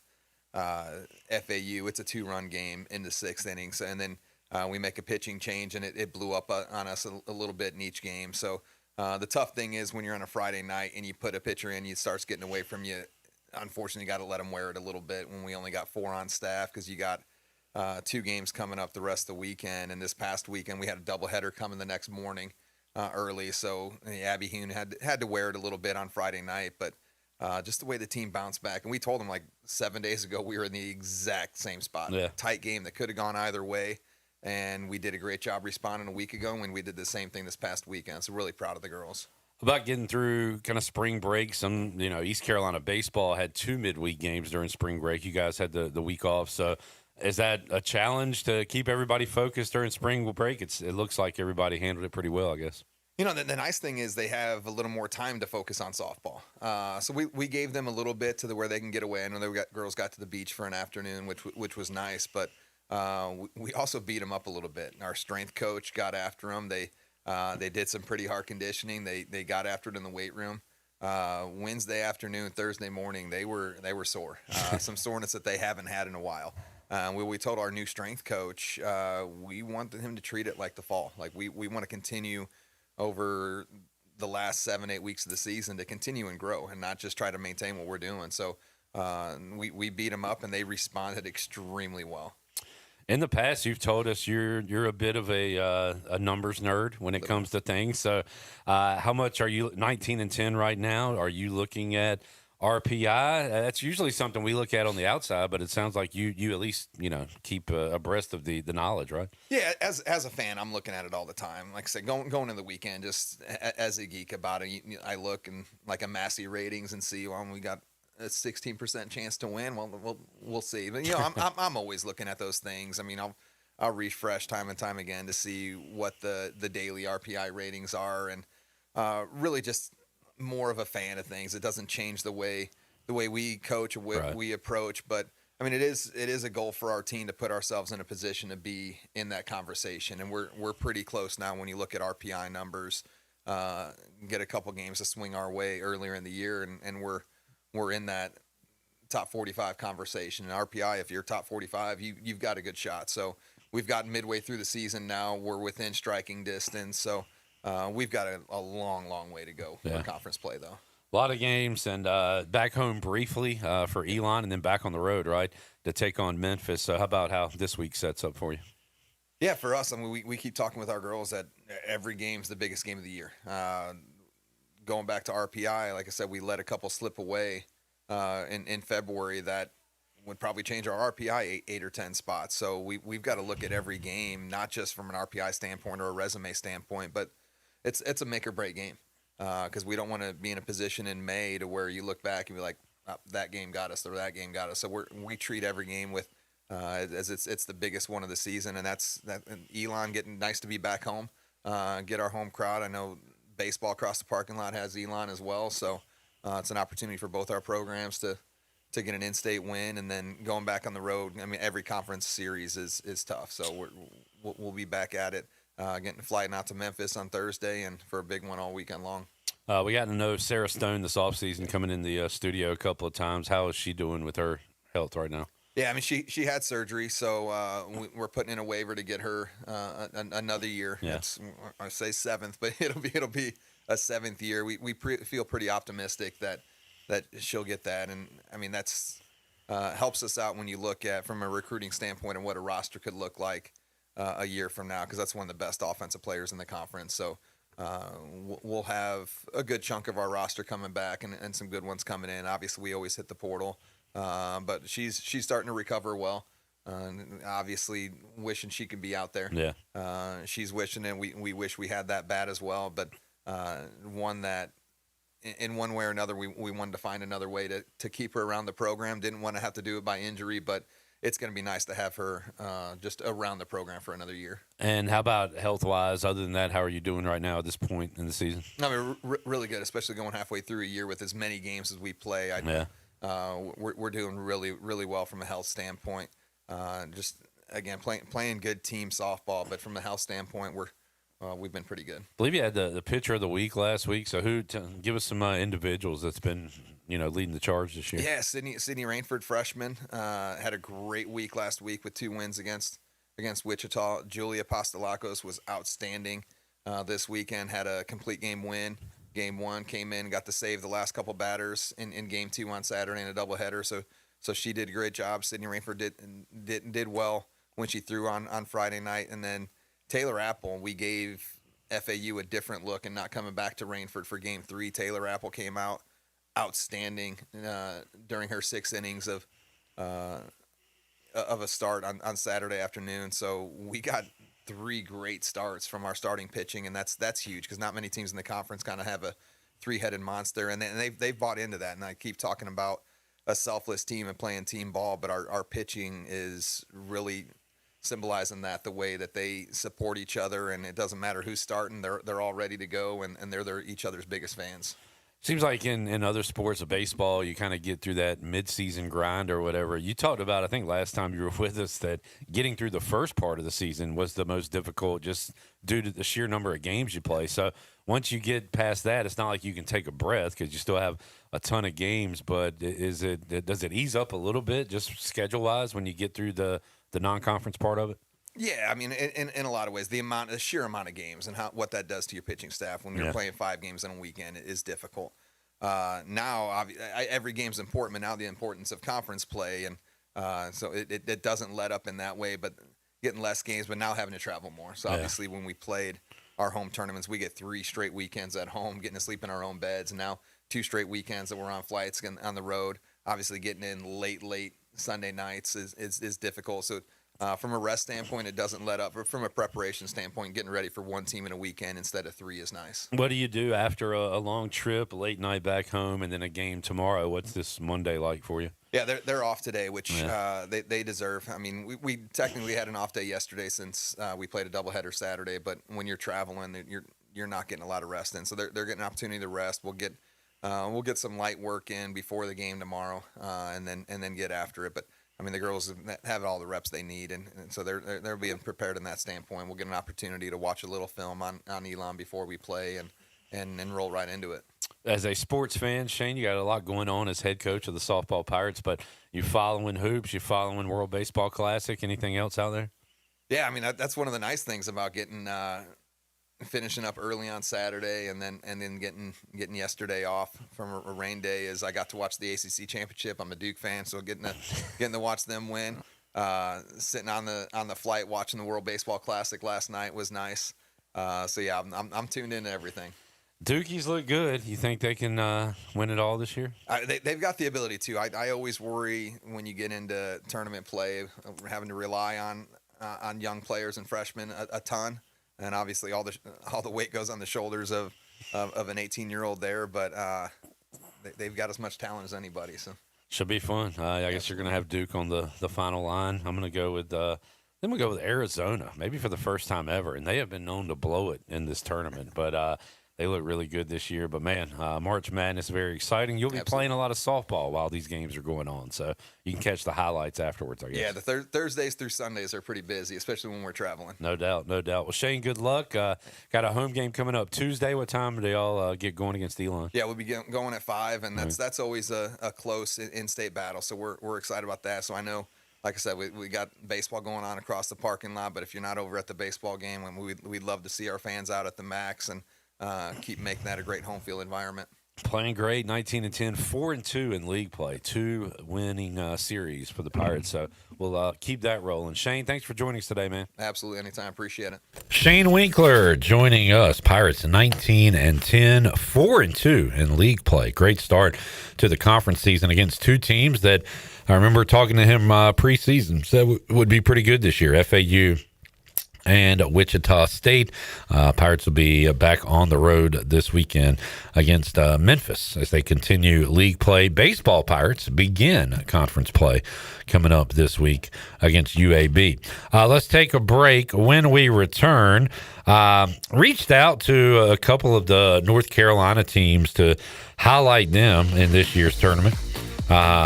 May talk some High Point basketball one day this week. By the way, Pirate Radio Live run through Monday, Tuesday, Wednesday this week. We'll have tournament basketball Thursday and Friday on Pirate Radio. So we'll be here Monday, Tuesday, Wednesday. Try to talk some High Point basketball before we get to the end of the week. We will talk some Queens basketball coming up when we return with Nick Klos. He's the play-by-play voice of the Royals, and they are heading to the tournament. We'll talk to him about that when we return. Pirate Radio Live back with you after this.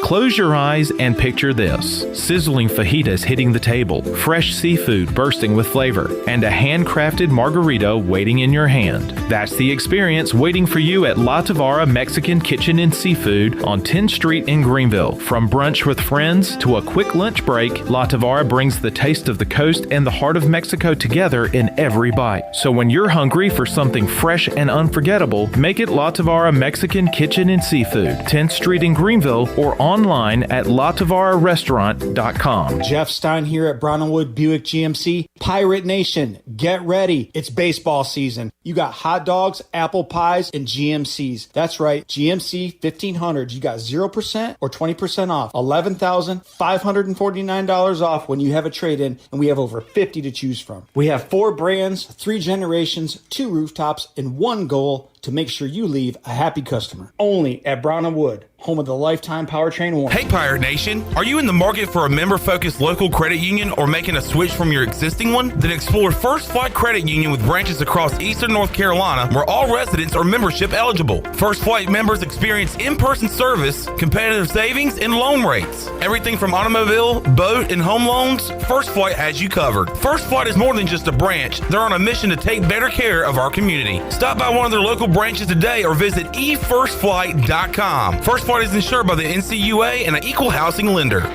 Attention pirates and runners, be sure to join the fun Saturday, March 28th for the Pirate 10-miler, 4-miler, or Double Down Challenge. The road race starts and finishes at Dowdy-Ficklin Stadium and runs through the best of Greenville. Get in on all the action and reserve your spot at the starting line today. Sign up now at pirate10miler.com. Use the code Pirate Radio to save 15% off your race registration. That's pirate10miler.com, special code Pirate Radio. See you there, March 28th.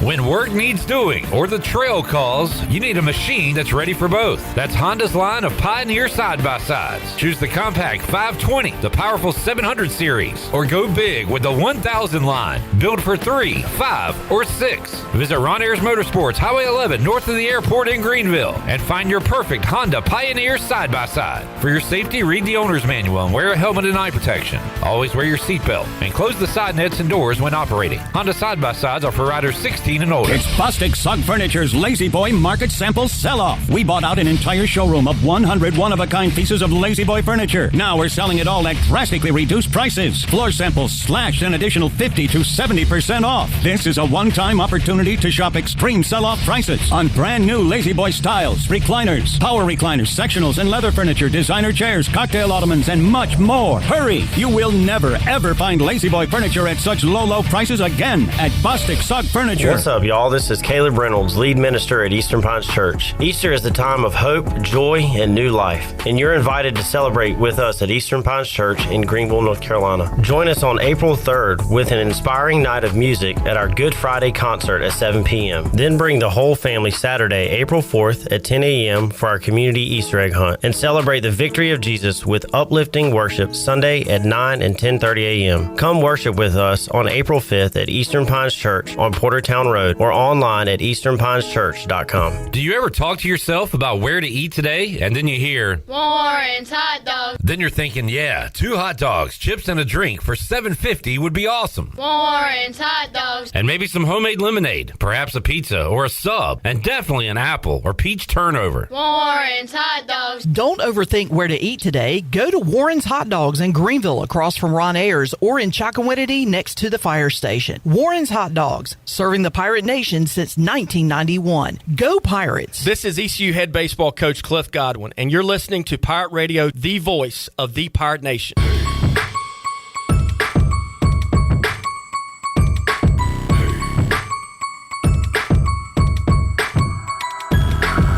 You're listening to Hour 2 of Pirate Radio Live. The Pirate Radio app is available now, powered by Carolina Caliber. Download the app today and have Pirate Radio at your fingertips. Now, back to the show. Welcome back. Russell's Clothing in downtown Washington has everything you need for game day or any other day for men and women. Whether it's dress, casual, or even a formal occasion, Russell's has you covered. They have served Eastern North Carolina and beyond for over 40 years with quality clothing and personal service. Russell's Clothing on Main Street in downtown Washington, a proud part of Pirates Supporting Pirates. Now let's head back in to PRL. Here is your host, Clip Brock. Back with you, Pirate Radio Live on a Monday.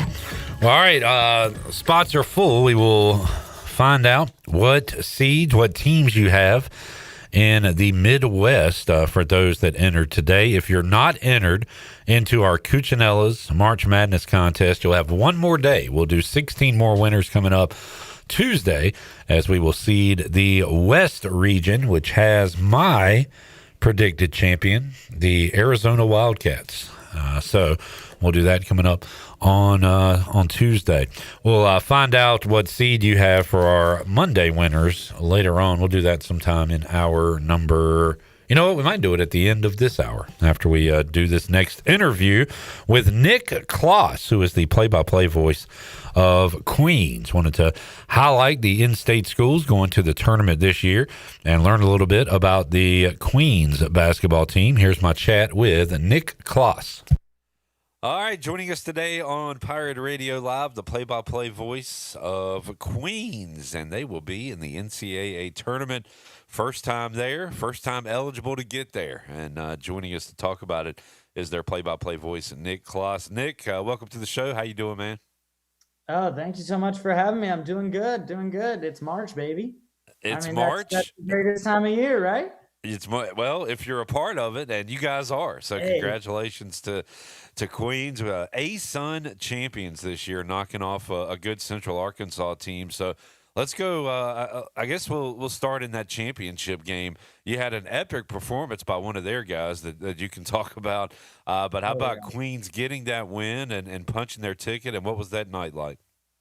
Yeah, I mean, they just have so much resolve, and that team has worked so hard all year. They've been fantastic. And obviously they lost to Central Arkansas during the regular season, and that was a pretty tough one. They've had a great year. They got that 1 seed. Queens was preseason number 1. And after last year, they came in 4th, finished in the semifinals with a loss, and it was a really, really good team. And Grant, their head coach, Grant Leonard, you know, he's so good at just finding talent. Like he was a JUCO guy, so he loves JUCO guys, and he finds just studs like Chris Ashby, who had an unreal game against Central Arkansas, just dropping threes like crazy. Like he was a JUCO kid for 2 years, came to Queens the first year they've been D1. He stayed there the whole time, and now he's in an NCAA tournament. So they got it done. Chris had 34 points, which was just unreal. And then you get all the support from Nazman, you have Berman. They got 4 guys in double figures. And then Jordan Watford is a name to just think about. He's a freshman. He was the South Carolina Player of the Year coming out of I forget where in South Carolina, I think Lancaster, and like just a steal for a school like Queens to get. And he's shown that. He dropped 19 in that game, being 7 for 9 from the field. Like they just have a lot of talent, and they're really athletic, very athletic. And so that was a great win. And to have a 98-93 race is just so exciting and so fun. And it was really a great time. And I was so proud of the guys. You saw how amped they were. And it was a really fun experience. And to see them do it in the first year of eligibility has just been insane. And like you said, got to give credit to Cameron Hunter, just 49 points. Disgusting. 49, yeah. Like just he was unreal to watch. It was really honestly a pleasure, and you feel for him going 17 for 30 and you get 49, and you don't get that done. So but yeah, it was a crazy one. Nick Klos joining us, and then it's a long layoff. You're watching other conference tournaments. You're seeing other potential 14, 15, 16 seeds play, and I'm wondering at that time, are you thinking, Nick, okay, where does Queens end up? Do we have to go to Dayton in one of those dreaded play-in games? Or do we get off the 16 line to 15? Could we make it to 14? So what was kind of that chatter like? Because, again, a lot of time just kind of twiddling your thumbs, waiting to see where you end up. Yeah, and that's the thing with the ASUN is it's tough. I remember Kennesaw State had a really good team a couple years ago, and they were able to secure, I think, around a 14. They had a really good team, 13, somewhere in there. And so for an ASUN team, that's a crazy high seed. When you win the conference, you're thinking 16, 15. I know everyone, I think, was hoping to avoid the play-in game. I was, just because, at least you get to play a game where, you can get a win, but if you lose, where you're really at the dance. And that's kind of the thought process. And so I was happy to see them not get that 16 play-in, and I think 16-15 was where everyone kind of suspected overall, especially being a 3 seed in the tournament and getting the win and getting the upset in the ASUN tournament. So that's kind of where I think a lot of us felt that they were going to be, just based on the caliber of the conference and how they were as a team this year. But definitely happy that they edged out the 16 and got in as a 15, so they get a chance at that 2 seed, which we've seen that go wrong before.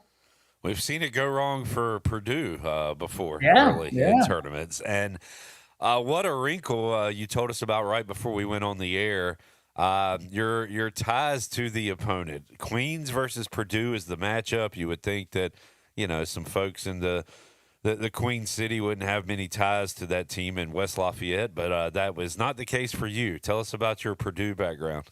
Yeah, so I am a lifelong diehard Purdue basketball fan. My dad went to Purdue, graduated in '87, and my whole life. I mean, my first year remembering Purdue was the Baby Boilers and Robbie Hummel back in the day, and Matt Painter early career. So I've followed this all along, and I saw in some predictions that it could have been 2 versus 15 Purdue Queens. I didn't think it would actually happen. Sure. And so it finally happens, and I get texts. I wasn't at the watch party because I was calling another game somewhere. And I just get texts that just everyone's shocked. Everyone knows, because I said to you before the show, everyone knows I'm a Purdue fan. It is not a secret at all. I love Purdue basketball, and I'm a play-by-play guy because I love the sport. But so it's so wild to see this happen, but it's kind of nice because regardless of what happens, I'm extremely happy. And I'd be, especially if Queens was able to do this, I would be just absolutely ecstatic for them, for Grant, DB, Bobby, and all the coaches, and the school, the student. I mean, it's about 1,900 students. So for them to get this opportunity, see their team. I got friends who graduated from there when it was D2, and now they're seeing them D1. So either way, I'm going to be, happy for Queens making it this far and getting this done and doing something amazing. And then if they win, that would just be absolutely awesome for them and stuff. So yeah, lifelong Purdue fan, but I got my guys back. One of the reasons I'm having you on, my love of this tournament, and it goes back, and you can ask your dad about this. The 1993 or 4, Purdue is a 1 seed with the big dog Glenn Robinson. Yeah, Glenn Robinson, baby. They take on Western Carolina, and the Catamounts have them on the ropes in the first round, and it would have been the first ever 16-1 upset. And I don't know, the magic of March kind of took over a 12-year-old me at that time. So now, anytime there's a North Carolina school not named North Carolina, NC State, Duke, Wake Forest, I'm kind of locked in and pulling for those guys, as I'll be pulling for Queens, as I'll be pulling for High Point. I understand maybe y'all don't like each other. I don't know the details on that. But just stuff like that, man, and you get a pretty good time slot, right? Friday prime time, and I just saw the line on the game. We'll see if Queens can cover the 24 and a half, I think. Yeah, saw it a little bit higher than that. So, yeah, that's how I saw it yesterday. So I wouldn't be surprised if it changes a little bit. Yeah, but again, just that opportunity to take the floor, and on that note, if there is a major upset Friday night, and the world's talking about Queens on Saturday, what would have to happen? You mentioned some names already, but who are some guys that would have to catch fire for you? Yeah, the thing about this Queens team, and we're a great offensive team. They have the 77th rated offensive rating according to Ken Palm. Like, for an ASUN team, that's unreal. Like, to be that high up amongst the 300 plus, 360 plus college basketball teams that are in Division I. So they're really, really good on offense. They are going to try and race, to 100. And they got Jordan Watford, who's not usually their starting point guard, but he comes in and plays most of the minutes as point guard. And he, like I said, is just so extremely talented, so long, a great athletic guard. And Purdue has had struggles with athletic guards in the past. So that's something that I think Naz Mann is an unreal athlete. I think he's probably the best overall player on this Queens team. And just his ability to score, rebound, assist. He's unselfish. He is a leader on that team. And to tell you what needs to go right is just, if I'm truly honest, is they have to play perfect. I mean, They have to have a lights out game. Carson Schwieger and Chris Ashby are two of the best 3-point shooters in their conference and in the country. And Schwieger, the nice thing about Schwieger is he's a 6'9" wing that can shoot the 3 lights out. So, and that's something else that Purdue struggled with this year. So if those two guys, you've seen it in March, 2 guys catch fire and the other team gets a little cold and you're like, whoa. And that's what Queens can do, is Queens can catch fire, knock down shots, be athletic, muck it up a little bit, and try and get a win. The only concern for me is really the inside, that they're just very undersized. And so that'll be a really tough thing. So they're going to have to try and keep it out of the paint, not allow their bigs to work. And that's kind of going to be the recipe, I think, is, push them to the outside. Purdue's a great 3-point shooting team. They have the number 1 offensive rating in the country, according to Ken Palm. But if they go cold, they go cold. And that's what Queens, hopes happens. Should be an entertaining game. You mentioned the offense there, the total at 163.5. So they're expecting a lot of points in this basketball game. This is 2 offenses. Like, this is 2 teams that they try to fill the bucket. I mean, Purdue is not known for their defense, and neither has been Queens this year. It's been they hit. I think we hit 100 3 or 4 times this year, and not against just like your whatever opponents in D2 that you play early on, like legitimate Division I opponents. There were multiple games in a row. They put up 100 on UNCG. They put on 100 on Gardner-Webb, 100 on South Carolina State. Yes, it's lower competition, but putting up the century mark is an impressive thing to do in basketball, and they do it at a consistent clip. They get about 90 at a consistent clip. It's a really good offense, and it's going to be 2 really good offenses. It's going to be fun to see. Nick Klos joining us. Nick, what do you know about the Queens and Elon conglomeration, and what does that mean for athletics moving forward?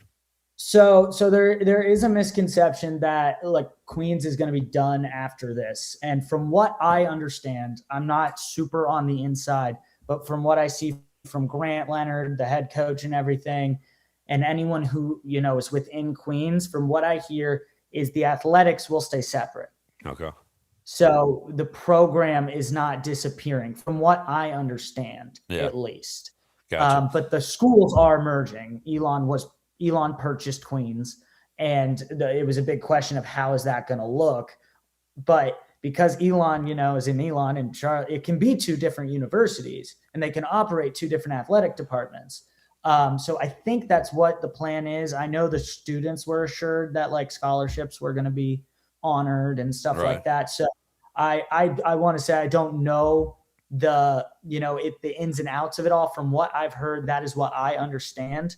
So from what people are saying about, Queens basketball is just going to disappear after that, I don't believe that to be true.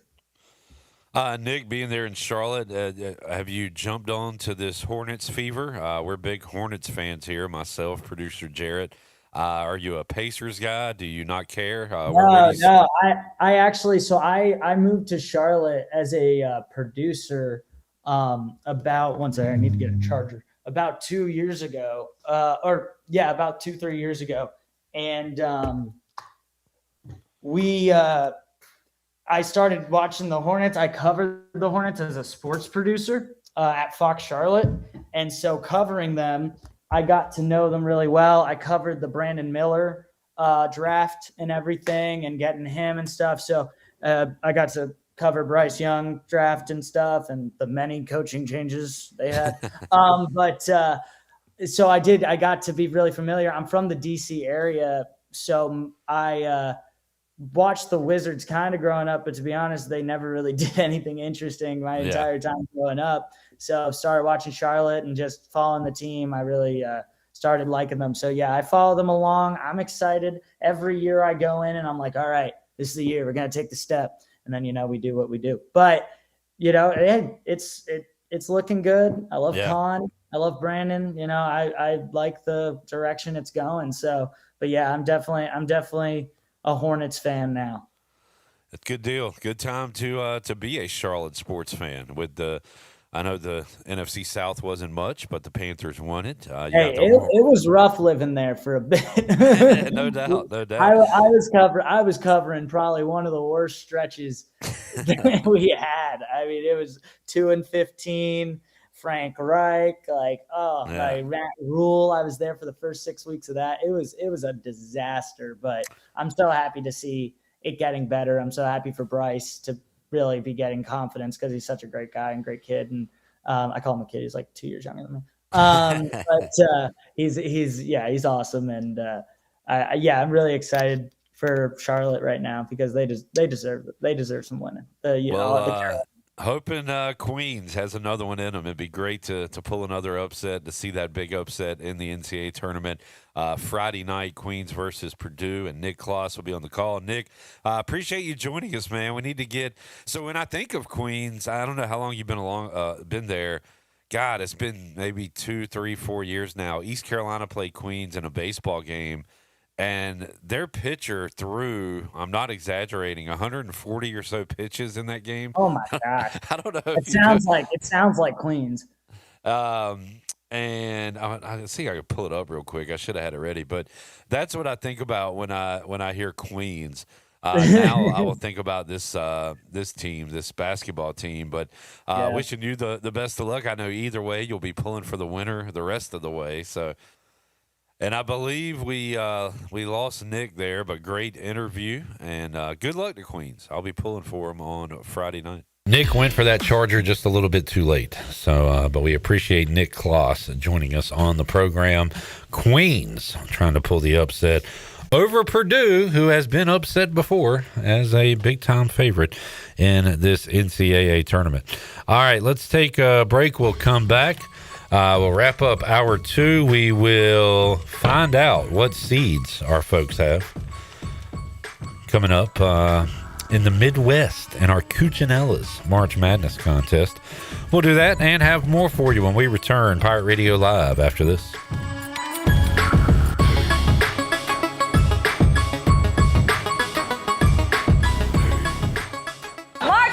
Madness, everybody. Can you feel it? Pirate Radio March Madness is back. Listen to Pirate Radio Live from 3 to 6 p.m. this week for your chance to be one of the 64 lucky winners of a free lunch combo courtesy of Cuccinella's in Greenville. If your team makes a tournament run, you could win an additional $50 to $100 gift card from Cuccinella's. Listen to win. Thanks to Cuccinella's with locations midtown across from Best Buy and downtown across from Sup Dogs and online at Facebook and Instagram. Pirate Radio, your station for winners and your home for March Madness. Pirate Nation, your dream home starts with Unshakable Builders. Now building in Sutherland Estates in Greenville and Dolostone Court in Wilson with homes available now. And stay tuned, Cross Creek Townhomes in Greenville and Whitaker Glen in Farmville are coming soon. Browse available homes, explore floor plans, and see past projects today at unshakablebuilders.com. Have questions? Use live chat, fill out the contact form, or call the office at 814-9105. Unshakable Builders, build on a solid foundation.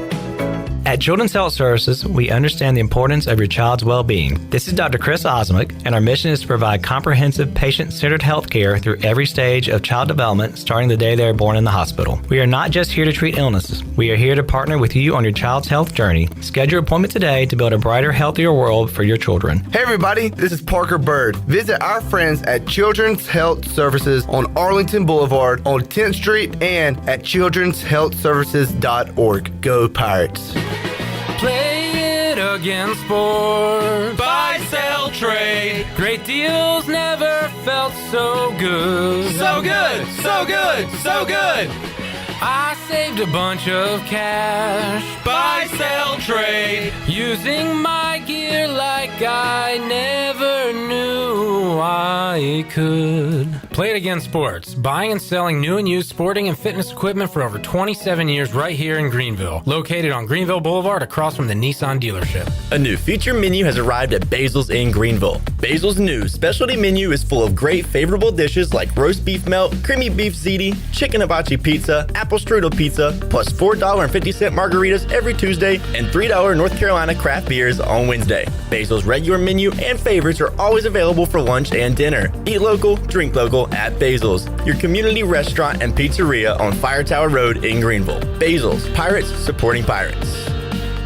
In Beaufort County, success is built together. The Washington Beaufort County Chamber of Commerce connects leaders, supports local businesses, and helps our community thrive. From networking to community events, the Chamber is building a stronger Beaufort County every day. Get involved, grow your network, and help shape the future of beautiful Washington. For more information on the Washington Beaufort County Chamber of Commerce, including future events and membership, visit wbcchamber.com. Have you ever seen those exotic aquariums like the guys do in Las Vegas on television? You ever thought about having one of these aquariums in your business? It's more affordable than you think. This is Hal Pruitt with rentafishtank.com. We can make having an aquarium in your business turnkey with no work, cleaning, or hassles for you. Rentafishtank.com creates a relaxing atmosphere and keeps children occupied. Rentafishtank.com already services many dental, pediatric, and doctor offices, plus hospitals and senior living centers. Check us out at rentafishtank.com. If you're hungry for a great steak with honest-to-goodness flavor, head over to Larry's Steakhouse, open Monday through Saturday at 11 a.m., serving up hand-cut, aged ribeyes, tender grilled salmon, bold grilled shrimp, and juicy grilled pork chops, all right off the flame. Pile your plate high with a 25-item salad bar. Try one of our hearty daily lunch specials. Larry's Steakhouse, good food, good folks, and a good time. Located at 2800 East 10th Street across from the old Highway Patrol Station. Call 751-6510 for takeout and reservations. Larry's Steakhouse. This is Zach Agnos, and you're listening to Pirate Radio, the voice of the Pirate Nation.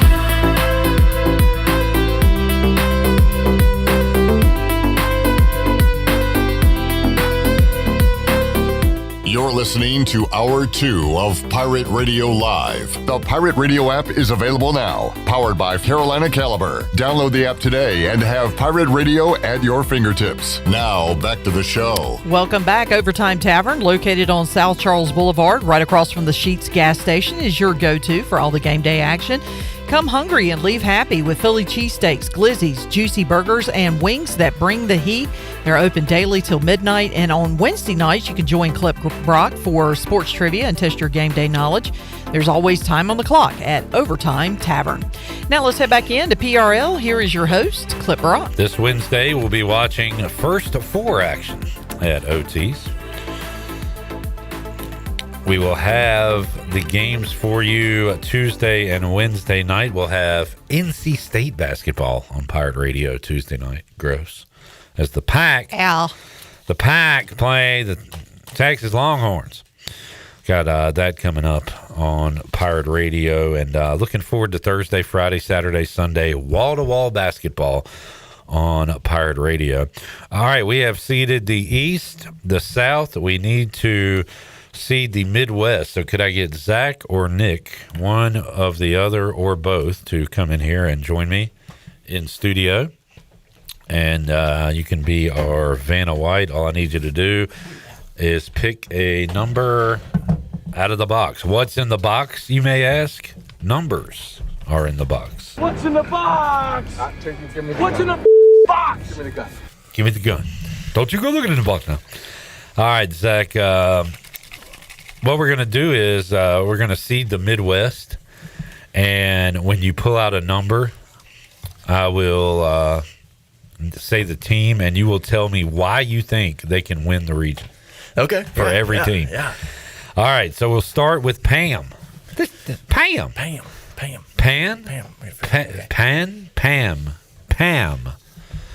All right, Pam gets Shirley. Can I get some March Madness music? We can't start. I'm not saying anything until the music starts. Yep, we gotta. Wow! All right, Pam gets number 10. Number 10 in the Midwest. Zach, how can Santa Clara make a run in this tournament? Oh, that's an easy one. That's the home of Steve Nash. It's where he played. They are a good team out of the WCC. They played St. Mary's and Gonzaga, beat them both at some point this season, and twice against St. Mary's. They are good. They are battle-tested. They can win games. All right. Well done. We go to Lit.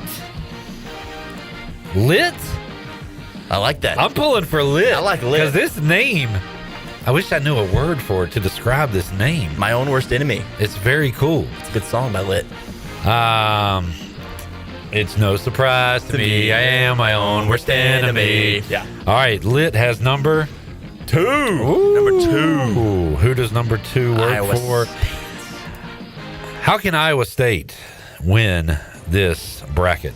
Really good Big 12 team. I mean, they are going to be favorites. They could have been a 1. They bounced around all year. They are a good team. If they'd have beaten Arizona and beaten Houston, would they have been a number 1? I think absolutely. I think it would have dropped Houston. All right. Brett's in the chat. Oh, is he here? Clipper, bet of the tournament. South Florida to the Elite 8 plus 4,000. All right. There's Brett's. Heard it here first. Brett's bet of the tournament. Ashley has number 12. We love a 12-5 upset.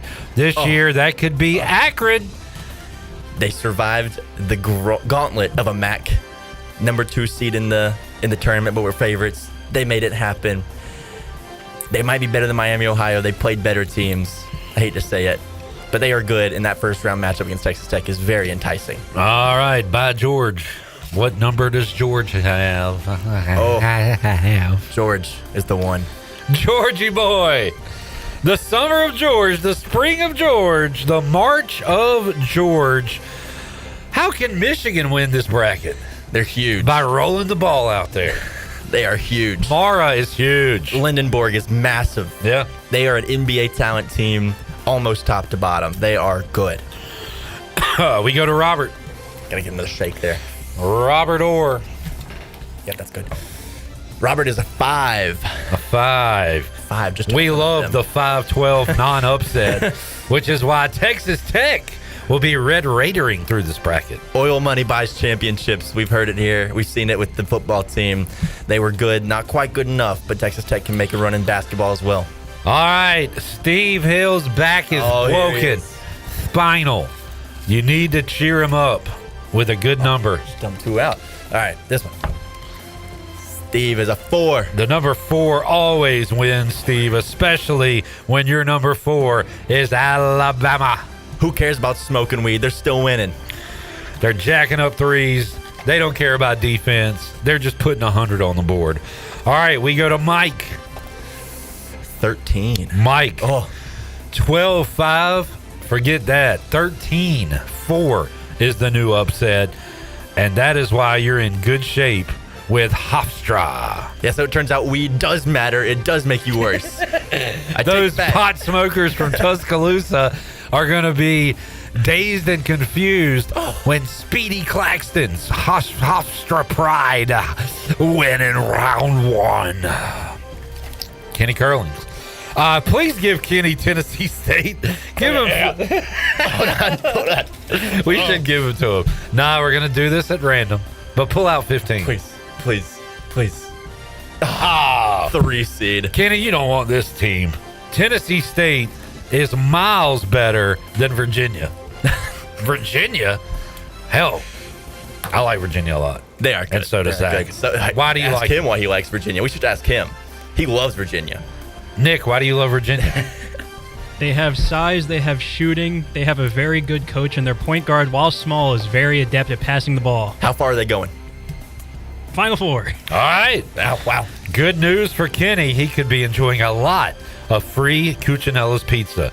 We go to Shane. Winkler? No. Oh, okay. 6. Number 6. The other Tennessee. You know, number 6.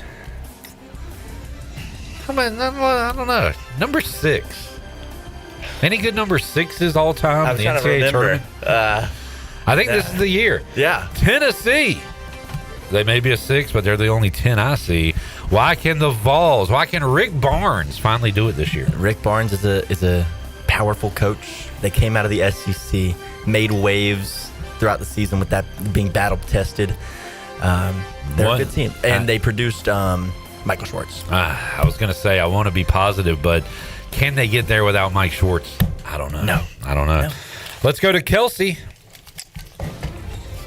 Oh, Kelsey. I don't know if you like it or you don't. Hey. 16. Where I come from, a 16 beats a 1. It's happened before. Yes. It could happen again. Oh. And you got 2 options, UMBC or Howard. In fact, UMBC's already done it before. They have. They're going to do it again. Michigan's the worst 1 seed. Some are saying. All right, let's welcome in special guest number picker Parker Bird to the studio. Just knocked out another great edition of the Parker Bird Show. Right. Pete Bird, how you doing, buddy? Doing good, my man. It's awesome to be in here always. Can you draw me a number out of that chest? We need to find out what number Jeremy has. Oh. What seed does Jeremy have in the Midwest? He has the 8 seed. The 8, not bad. I'll take it. I tell you what, let's speed through this so we can ask Parker a couple questions because we only got him for a few minutes. Susan. See, you want me to draw again? Yep. Alrighty. She has the 15 seed. Nick sounds like a winner to me because that is Tennessee State. Great pick. All right, Christopher. All right, he has the 7 seed. All right, going 7. That, of course, is Kentucky. Kenny. He has the 9 seed. Kenny, calm down. That is St. Louis. Zach likes St. Louis a lot. Zach. He has the 11 seed. The 11 this year will be the winner of Miami of Ohio or SMU. And finally, Emily. She has the 14th seed. The 14, which will be Wright State. All right, and that is the Midwest. Tomorrow, we will seed the West. Got a few minutes here. Parker Bird joining us. As I said, just knocked out another episode. Who'd you have on the Parker Bird Show? A guy named Levi Lusko is the head pastor of Fresh Life Church in Montana. He's an amazing guy. He lost a loved one of his daughters, Linya, at the age of 5 in 2012. So he's learned a lot through God's plan with that. But it was an incredible show. I mean, I've learned a lot just, talking to other people, but that was a very impactful one and one I will always cherish. Be on the lookout for that coming up on YouTube, Pirate Radio TV. Parker, congratulations, man! Got that hit. Thank you. Let's do it. Little 6-hole banger. Take us through the at bat, man. Yeah, I mean, obviously that game was out of hand. We won by 21 points, which might be the largest win I've had here at ECU, but. Obviously we go there, and last time we went to William and Mary, we were there for like ever. I mean, that was I think like 14 or 15 inning game. It almost brought flashbacks when we walked down. I'm like, man, I remember being here for way too long. Guys were stressing about doing assignments that were due at 11:59, and we're still in the middle of the game. So that tells you how long it was. Man. But this one was a little different. Obviously, it was we hit the ball well and ended up taking an early lead, and the game was way out of hand, and Coach G told me I guess it would be the 6th inning that I was going to go in on top of the 7th, and I did, and obviously got a hit, but it was awesome, man. Always a great opportunity to get out there. Baseball may be the weirdest sport when it comes to just one day to the next. Oh, yeah. So how do you score like 12, 24, 15, and then 0? Yeah. How does that even happen? Yeah, that's what happens when you run into a guy, I guess. Yeah. But that guy was good. That lefty was good. And but yeah, we definitely learned how to, overcome adversity this weekend, especially yesterday. With a couple of people going down, and Colby Weber and Jack and all those guys. Yeah, true. Getting hurt, and but proud of the way we handled that adversity and ended up winning, so it was pretty cool. That has been a bit of a story this year, blown out by Carolina, come back, look awesome against them. Yeah. Blown out. And lose 2 games to Coastal, come back and just hit all over the yard on Sunday.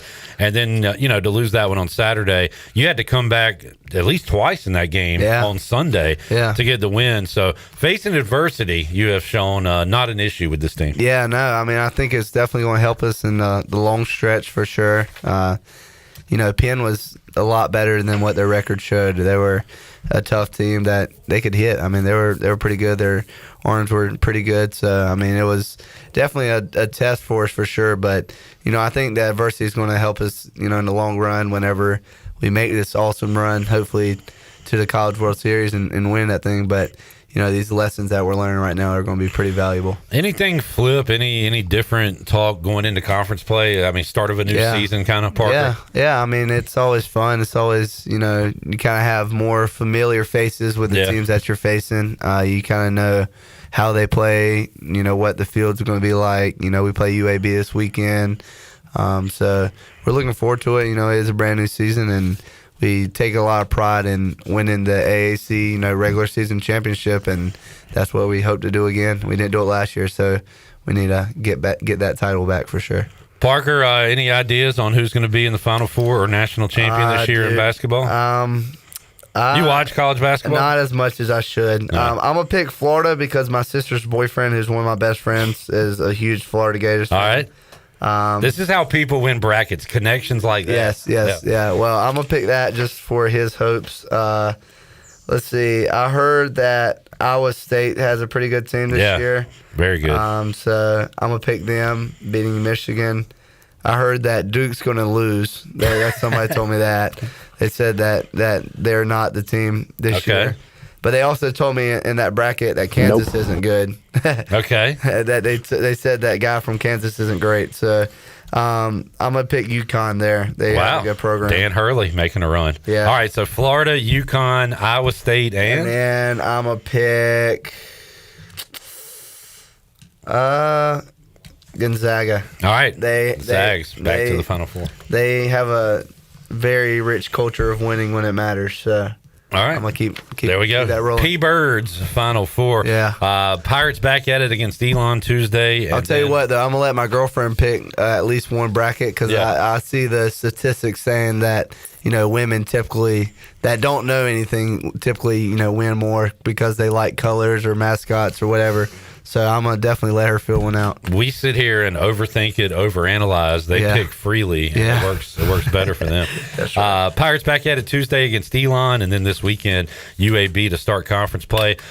P. Burke, keep up the good work on and off the field. And looking forward to seeing you next week. Jay Glazer going to be in town. Yeah. Be awesome. So we're going to be excited for that as well. Good deal. All right, Parker. Thanks, man. Yes, sir. Thank you, guys. Hey, we're going to switch gears, talk a little football when we return with the Pirate Hall of Famer Andrew Bays. We'll talk some spring football with Andrew when we return. Hour 3 Pirate Radio Live. Back with you after this.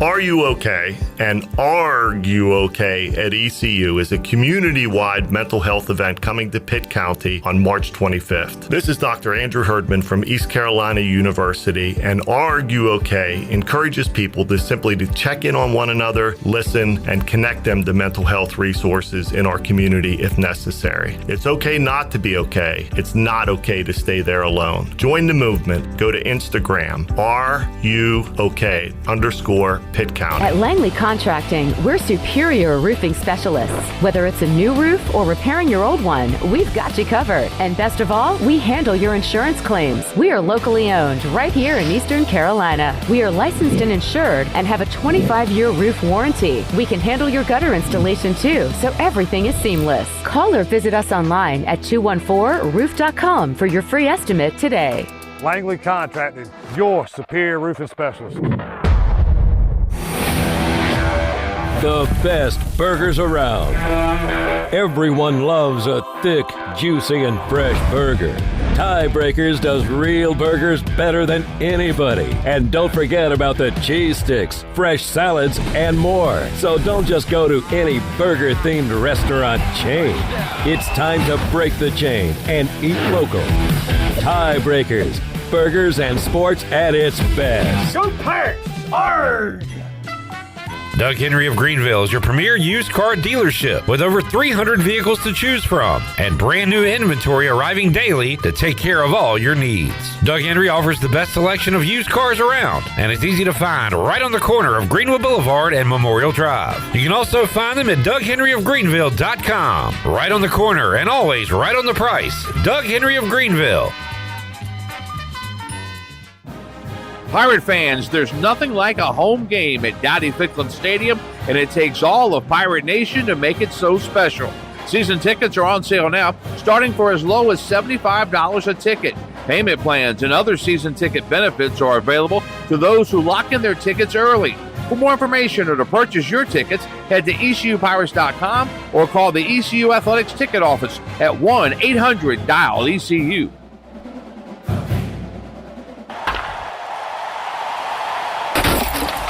Oh, dude, that home run just busted your windshield. Yeah, I'm not worried about it. You're not worried about it? Yeah, I've got Brandon Manning and Farm Bureau Insurance. Hey, Pirate Nation, this is proud ECU graduate and former baseball player Brandon Manning inviting you to join my team at Farm Bureau Insurance. From home, auto, or life, give me a call today and let's talk about your insurance coverage and about the Pirates. Call 531-1812 and go Pirates!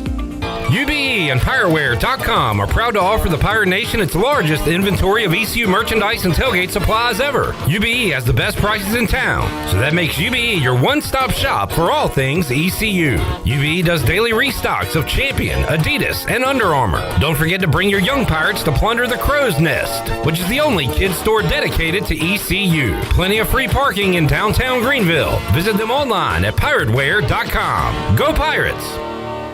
It's bow time. Finally, lunchtime. I'm starving. What's that? This is the Bojangler from Bojangles. Ooh, with the same bold flavor as their chicken? The same. And fries. The same. Huh. Well, I've got a PB&J. Yeah, that's not the same.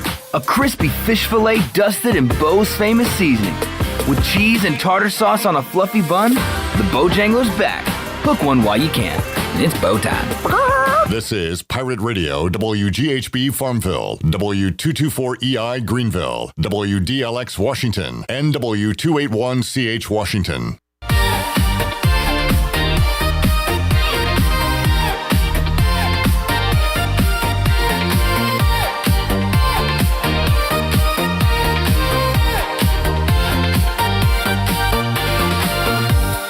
You're listening to Hour 3 of Pirate Radio Live. This hour is brought to you by Carolina Eagle Distributing, celebrating 150 years of Budweiser all year long. This Bud's for you from Carolina Eagle, serving the Pirate Nation since 1989. Now, back to the show. Welcome back. Do you want to get rid of wrinkles? How about smooth your skin texture? Are you interested in Botox or filler? Contact the licensed professionals at Beauty Bar MediSpa for a free consultation and ask about their newest technologies and treatments. Beauty Bar MediSpa on Red Banks Road in Greenville. Enjoy your visit. Love your transformation. Now let's head back in to PRL. Here is your host, Clip Brock. I got you. Back with you, Pirate Radio Live on a Monday. Always good to have a Parker Bird pop in. Yeah. That was cool. Saw Just y'all recorded the Parker Bird show. Saw y'all were still live on the air, so threw them in. Good deal. And Pirate Baseball back at it on Tuesday. NCAA tournament going on. And you know what? We might as well throw in some football. Spring football beginning this week for Blake Harrell and the Pirates. And joining us on the Turner Home Team Live line to talk about it, All-American at ECU Hall of Famer, now color analyst on the Pirate Sports Network, Andrew Bays joining us. Andrew, how you doing, man? Hey, buddy. How you doing, Clip? Doing great. And, again, you throw in football to all the March Madness and baseball. What do you remember about spring football? I talked to former long snapper Alex Harper on Friday. He said as a player, spring football is one of his least favorite parts of the calendar. How about for you? What do you remember about spring ball? Well, I can tell you, being playing under Steve Logan and Jeff Connors being our strength and conditioning coach, I can tell you the worst part of our world was winter conditioning.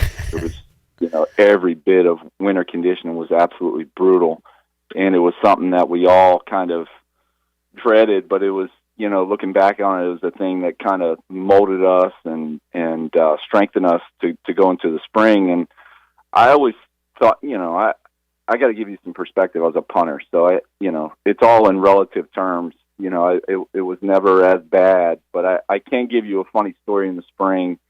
I think it was going into my junior year. Coach Logan was not happy with some of the open field tackling efforts, I guess, we as kickers had been given on some of the returns. So he had a brilliant idea that he was going to put us into open field tackling drills.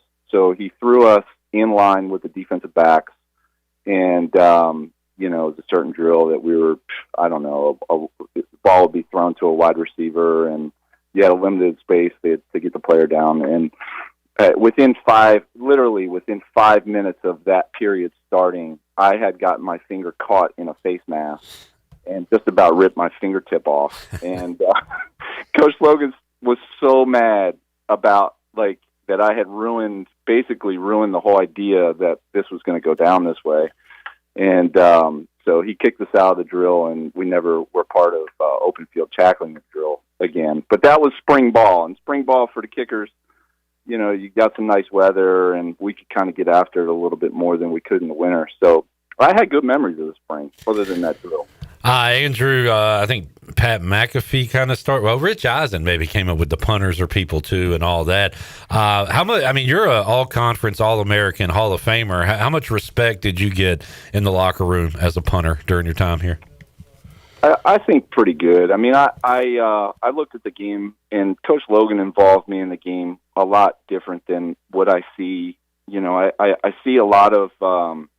I've told Blake before. I see some semblance of, philosophies that Coach Logan had in Blake as far as the way he looks at special teams, and in the games he tries to steal possessions with special teams, with fake plays and that kind of stuff. And that was every bit of Coach Logan. He had a lot of faith in me as a passer. And so, it seemed like every game we had something drawn up, whether it be a surprise onside kickoff that we could steal a possession, or trotting in, for a field goal, running a fake on that, or on the punt. So I think I had good respect within the locker room. I was not one that tried to run away from any issues or anything like that. I would hit everything head on. I was aggressive in the weight room, which obviously makes a big difference in the team atmosphere. And overall, I think I was a pretty good teammate. And a lot of my buddies that were teammates with me. We're still really good friends and keep in touch to this day. So I think I was respected, but that would be a question for Dad. I'm going to say you had a high approval rating during your time at East Carolina. Andrew Bay's joining us. All right, Andrew, we turned the page from 2025 to 2026. Blake Harrell back, so the foundation is set. Back-to-back bowl victories, back-to-back winning seasons. Things are good from that regard, but new offensive coordinator, new defensive coordinator. You would think the defense, not that big of a drastic shift with Blake Harrell, the former defensive coordinator here, but how about Jordan Davis coming in? All his North Texas offense did last year was lead the country in offense, so that looks great on a resume. Before we get into the personnel, how about the change at offensive and defensive coordinator? Yeah, I mean, I it was unfortunate the way that whole thing shook out, going into the bowl game against Pitt at the end of the year. I just remember, jumping on those coaches' calls, and, we didn't have any coordinators to be on the calls, and it was just Blake, and it was just kind of like, I could only say it was like sad. Blake was, you could, not just from the coach's standpoint, I think he was fine with moving on, at that level, but just the players, that all went down. It was just a weird time and a weird thing. But, one thing I know about Coach Harrell, going through a couple off seasons, especially last year, we really didn't know what the Pirates were going to be, going out to spring practice and taking a look at scrimmages and doing that kind of thing. And I just remember having an overwhelming feeling that it did not feel great about that defense. And, I just saw gash after gash in spring.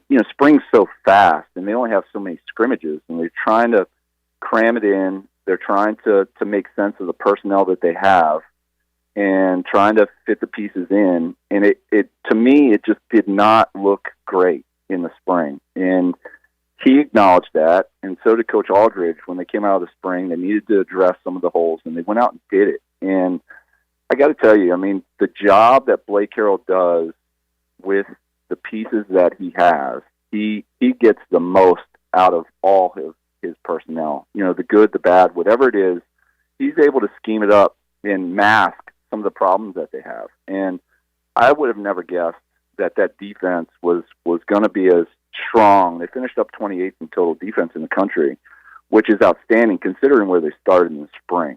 And going into this spring, it's the same kind of thing. I mean, taking a look at what the 2 deep, 3 deep was, at the end of the season, seeing the key pieces that are walking out the door and Zion Wilson and Justin Benton, J.D. Lampley, those are big misses. Raheem Craig. But you're getting some pieces back. If you were to tell me, and Clip, you were out at those scrimmages as well, you would have never known that Zion Wilson was going to have the year that he had in that scheme.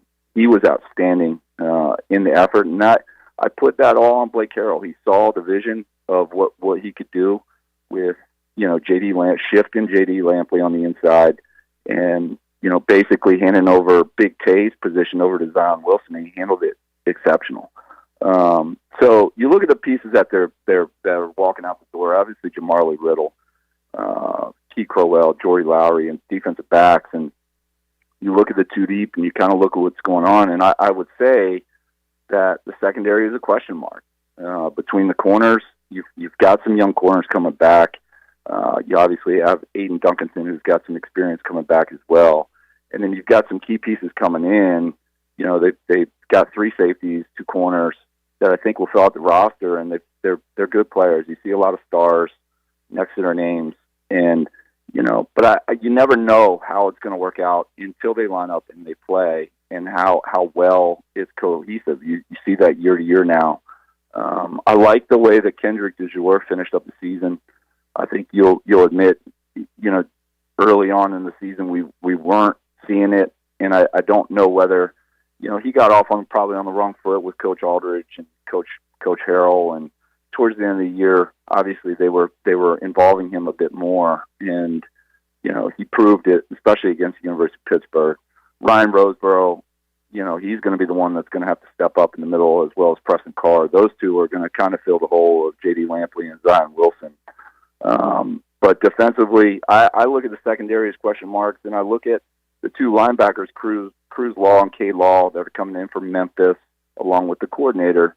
Obviously, they'll fill in the hole, and Damian Wilson, DJ Johnson, some of the parts and pieces from last year will fill in nicely for this defense. So it'll be interesting to see what it's going to look like in the spring. A couple weeks when they start scrimmaging.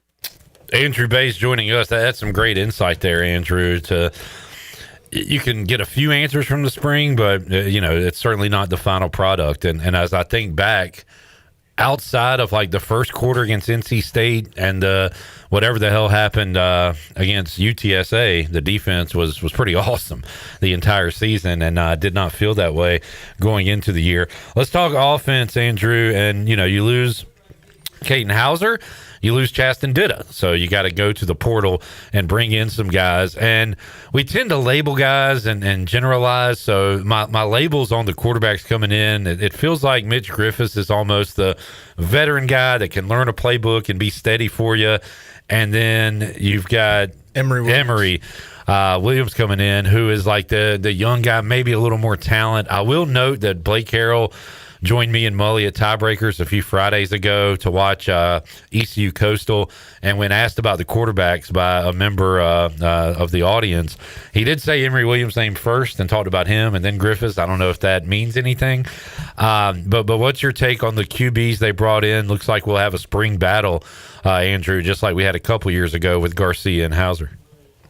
Yeah, I mean, as far as what the transfer portal can give you now, especially in the quarterback, really any position, to get a guy like Mitch Griffiths come over from Texas Tech with the experience that he has, and be able to have a guy that's been around NCAA football for this now 7th year or whatever it is, 5th, 6th year, whatever it is, that's a lot of football. That's a lot of class study. That's a lot of film. It's an incredible asset to have that type of player on your roster, regardless of what the rest of the room looks like. So just to have that experience is, obviously I think probably Coach Harrell would give him the nod just because of his experience level. He's a little undersized compared to Emory Williams, probably doesn't have the tangibles, as far as the big arm, that kind of stuff as Emory Williams, but he gets the job done, and that's a good thing to have as far as a leader. When you start practice, when you start meetings, you've got a guy that understands this offense, comes from a very similar offense at Texas Tech as far as what he's going to be running here, with the North Texas offense coordinator. And, so Emory Williams is going to have to show it, and Mitch Griffiths is going to give him a tough battle, and that's a good thing. That's a good thing. That's healthy. Good competition is always, what you want in the QB room. All right, Jared, you got some names there for the new additions at wide receiver, and I love the mix, Andrew, because you get a guy that maybe went to a Power 5 school like Anthony Smith, didn't get a lot of run, it just needs an opportunity, and boom, he can break out. Or you get the hungry guy from the FCS that wants their shot at an FBS school, and we've got names on both of those sides, Jarrett. Yeah, Wake Forest wide receiver Jeremiah Melvin, Miami big time recruit. Yeah, Miami wide receiver Ray Joseph. Yeah. There's a nice highlight from last year's spring ball in Miami. Emory Williams to Ray Joseph, and then the FCS guy you kind of mentioned there, Furman wide receiver Jakeith Hamilton. Yeah, so you got a little mix of both there, Andrew. Yeah, no, I like it. And when you look up and down, the transfers that they've gotten, both the offensive and defensive side, I love the schools, that they're coming from. They're guys that are competing and getting results at similar schools as ECU. So competitively, they should come in and they should produce right away. Ray Joseph, obviously, that's an interesting one because he sat behind, he looked like he was going to be a slot guy at Miami, and Malachi Toney, just absolutely went off and started looking like Tyreek Hill when he's and Malachi Toney was like 19 years old or whatever, 18, 19 years old, whatever he was doing what he's doing. Just got a ridiculous NIL package at Miami to come back. And so the excitement that I have would be around Ray Joseph. Now, going back to the bowl game, Anthony Smith was such a weapon for the Pirates this year. If you listen to any of the broadcasts of Jim Zoki and myself throughout the season, I had a love affair for Anthony. I remember, Andrew, I watch him catch the ball and run. You talk about what he does away from the ball. I remember you were just, you had nothing but great things to say about him as really the complete football player. Yeah, I mean, from our perspective in the press box, you see who's open. And, I mean, Anthony Smith, if they threw to him every single play, he was pretty much open. If they could, find him or get the ball to him or whatever, I don't know what his get open route percentage was, but it was pretty good. It was pretty good. And so I'm rooting for Anthony Smith in the next level. I hope he gets a good opportunity and can showcase what he's got. But those are, Anthony Smith and Yannick Smith, both on the outside, were pretty daggone good.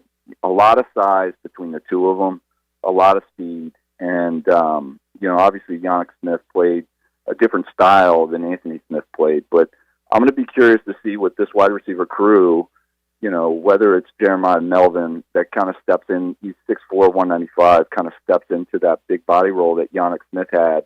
You're going to need the field stretcher. Who's that going to be? Who's going to step up? Obviously, get Brock Spalding back. Does Jaquez Padaway? We were really hoping. I saw in the spring last year. I saw the potential in him. I saw the potential in Tyler Johnson. But it never really kind of came out as the season went on. They tried packages to get Petaway going, and it just didn't work out. So he'll have another opportunity this spring to kind of carve out a role in this offense. It'll be interesting to see what this offense looks like with Jordan Davis.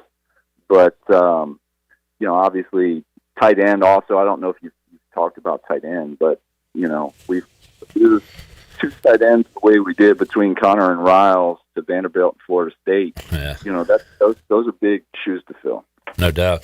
And I do think, and we'll see, again, this is all on paper, but they do have resumes. I thought the Pirates did a good job for an East Carolina type school to bring in what they did on the offensive line, which then opens up the running backs, Jarrett, which you wanted to talk about. Yeah, Ashton Gray comes from North Texas with Jordan Davis. He didn't really play much regular season, but in the bowl game, 152 yards, 2 touchdowns, and then you bring in local product Michael Allen, who's been to State, UNLV, Marshall, played at J.H. Rosen High School.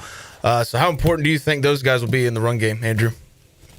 It's going to be pretty important. I mean, that's another. Looking at the offensive side, obviously they filled a lot of holes. Offensive line, there's a lot of questions. They're getting Carson Jones back, who had a pretty significant injury and was out all of last season. Getting him back, hopefully at the center position, so that he's full and ready to go. That would afford them the ability to maybe put Brandon Best, who's that probably the better of the interior offensive lineman that they got out of Kennesaw State, be able to kick him to guard and fill that role. And the guy that I'm anxious to see is Hayes Creel, the Southern Miss offensive tackle, 6'7", 310. That's a huge body, that we haven't seen usually on a ECU offensive line. So, all these pieces, the offensive line is always, interesting to figure out who they have upcoming. Obviously, they're big on Marlio Neolin, who got some scratch last year, kind of in a reserve type role, and he struggled at times, but came on late at the end of the year. They're going to need him really to take a step up this year at the tackle position, as well as Bryce Weaver. He's going to have to get going as well. Yeah. Andrew, the 20 minutes flew by. Man, I feel like we just got you on, so we're up against it. We'll get you back on to talk more off-season football. Real quick, you ask me, I'll ask you. I get in basketball mode, Andrew, so unless it's a big name or a skill guy, I don't follow the free agency too closely for our Washington Commanders. I know Chig Akwanku and then some edge rushers, but what did you think of what the Commanders did this free agency? I like it, man. What I do know is they've got a bunch of money still left. Yeah. And for all those Commander fans out there, they know that defense was terrible, and they were able to address that with a couple edge guys. Owe coming over from the Chargers is going to be a nice player. I think they kind of filled out the roster with some secondary help, which is going to be good.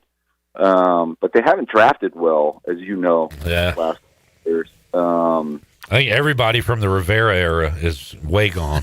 I believe that he drafted. I hope so. I hope I'm pulling for a better draft this year. Maybe hit on Love out of Notre Dame. That was pretty sweet. Get a playmaker, a running back, and for Jared here, they got Brock Bowers, they got Ashton Genty, they're going to get Fernando Mendoza. How far away are Jared's Raiders from getting back to the playoffs?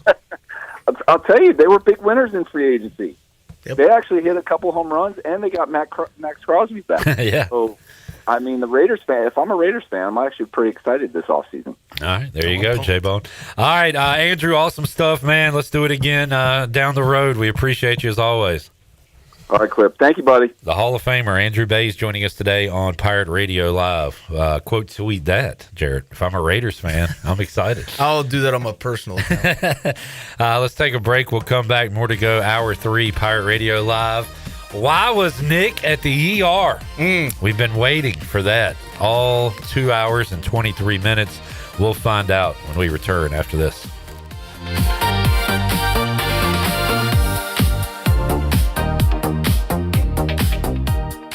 It's Budweiser's 150th anniversary, and we're celebrating with a Heritage Can Series that honors our legacy of being made of America. Collect all 4 designs. For 150 years, this Bud's for you. Enjoy responsibly. Copyright 2026. Anheuser-Busch. Budweiser Lager Beer, St. Louis, Missouri. Carolina Eagle Distributing is celebrating 150 years of Budweiser all year long. For 150 years, Budweiser has been the heart of America beer culture, bringing people together across generations. Cheers to 150 years. This Bud's for you from Carolina Eagle, serving the Pirate Nation since 1989. In Beaufort County, success is built together. The Washington Beaufort County Chamber of Commerce connects leaders, supports local businesses, and helps our community thrive. From networking to community events, the Chamber is building a stronger Beaufort County every day. Get involved, grow your network, and help shape the future of beautiful Washington. For more information on the Washington Beaufort County Chamber of Commerce, including future events and membership, visit WBCChamber.com. Looking for friendly service and hometown convenience? Make a Country Mart in Pitt County. With 2 great locations already serving our community, Country Mart is your one-stop shop for fresh hot food, cold drinks, snacks, fuel, and everyday essentials, all with the fast, friendly service you can count on. And we're growing. A brand new location is coming soon on Highway 11 right across from Aiken Crifton High School. From breakfast biscuits to afternoon pick-me-ups and the best fuel prices in town, Country Mart keeps Pitt County moving. Country Mart, local, convenient, and always friendly. College is hectic, but where you live shouldn't be. At Pirates Cove, you get your own quiet space and private bathroom. With 2 pools, a fitness center, EV chargers, the only student property with a new soccer mini pitch field, a business room for focus, and a quick ride to campus.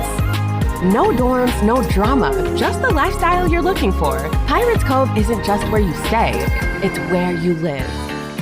Looking for your new favorite hangout spot? Come on down to the Doghouse Tavern, Aiden's veteran-owned crown jewel on 2nd Street. From open mic Mondays to music bingo Thursdays, there's always something happening. Enjoy daily drink specials, one of the best bar menus around, and live music that'll keep you coming back for more. Grab your friends, kick back, and support local at the Doghouse Tavern. Check us out on Facebook to see what's on tap this week. The Doghouse Tavern, where good times and great vibes live. A pepperoni pizza for the table. Thank you. May I suggest trying it with our Pepsi Zero Sugar? It has just the right amount of sweetness to complement all that cheesy, saucy goodness, while the carbonation and notes of citrus enhance the flavor profile. Simply divine. Pepsi Zero Sugar? You've really outdone yourself this time. Pizza deserves Pepsi. Miss, your burger is served. Thank you. And if I may suggest a pairing, this is our finest Pepsi Zero Sugar. The sweetness of Pepsi perfectly balances the savory notes of your burger, while the citrus and carbonation elevates the taste for a truly stunning flavor profile. Bon appetit. Now that is one perfect combination. If this is how the other half lives, I could get used to this. Burgers deserve Pepsi. It's time to shack things up at Burrito Shack. Whether you're craving bold burritos, tasty tacos, or crispy nachos, they got the flavor you're looking for. Made from scratch, chef-inspired, fresh Mex cuisine, served up with a side of laid-back beach vibes. Fast, fresh, and totally delicious, Burrito Shack is where flavor meets the coast. Located in the Lowe's Food Shopping Center in Winterville. Quick, crafted, coastal. Burrito Shack. This is Ryder Giles, and you're listening to Pirate Radio, the voice of the Pirate Nation.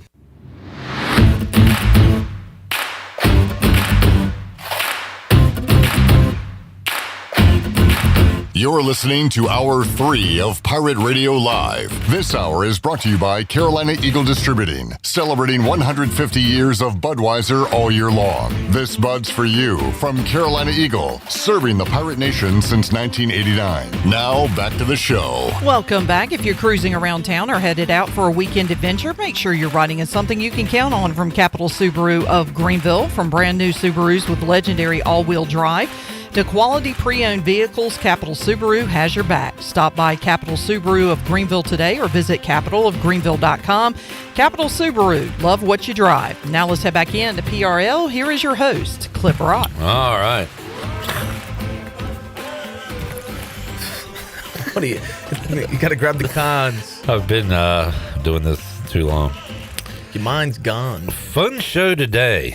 Why do you keep saying that? What's that from? I forget. Sounds like a Seinfeld thing, but it's not. And I've noticed you've been tough on Nick today, which is one of my favorite bits. Oh, I haven't seen him all last week. I know. We owe you some. I got all these shut ups pent up. Yeah, he didn't have anybody to bully last week. I had Carter. But Nick is back. Shut up. All right, Bailey. Nick, you went to Vegas. Yes. What'd you do there, or what was the purpose of going there? My dad really likes to go, and since I'm the person that he gambles with and likes to bet with instead of my mom, he just said, "No, it's your spring break. You're going." And I was like, "All right." All right, that's cool. What's your dad's expertise? He, not slots. Sports betting was probably his most profitable, but Really? he was still down a good amount. Yeah. What's he, just anything, or does he have a favorite sport to bet on? Basketball is his number one, at least when we were there.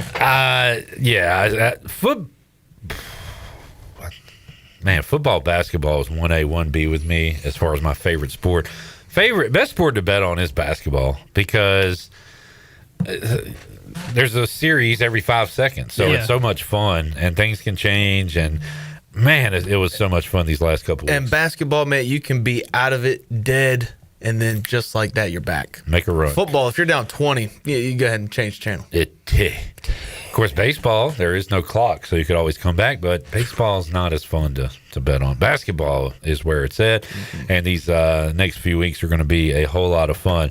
All right, so Nick comes in, and he's classic Nick. He's got a cloud over him, and he's like, how was Vegas? Well, I ended up in the ER. And then we just said, all right, shut up, Nick. Don't say anything else. We're going to save it for the air. So, Nick, this could be a very tragic story. We don't know. It could be funny. So we're taking a chance here. But why were you in the ER? Probably the food that I had that last day. I thought I had food poisoning in the airport. What? Oh. I thought I had food poisoning in the airport. And then I got taken to the ER from the airport itself, so we had to go in like an ambulance on the tarmac and get like driven off. And oh, wow. It was really bad. The theme song from ER? I'm assuming, because I never watched ER. It is. And Nick looks a lot like George Clooney for our radio audience. And, Sorry. Shirley, that was mean. That's one of the meanest things you've ever done. That belly laugh. So, what'd you eat? I guess it was some bad chicken. Oh, chicken will get you. And it was a very bad 8 hours of just pure pain. It was disgusting. Puking. Everything. Probably the only person to get his stomach pumped in Vegas for chicken. I did not get my stomach pumped. Let's make that clear. Yeah, I was making a joke. Yeah. Let's make that clear. So what'd they do? Put the IV in you It or was something? IV fluids, morphine. Dang. Had to do CT, ultrasound because they were worried it was my gallbladder.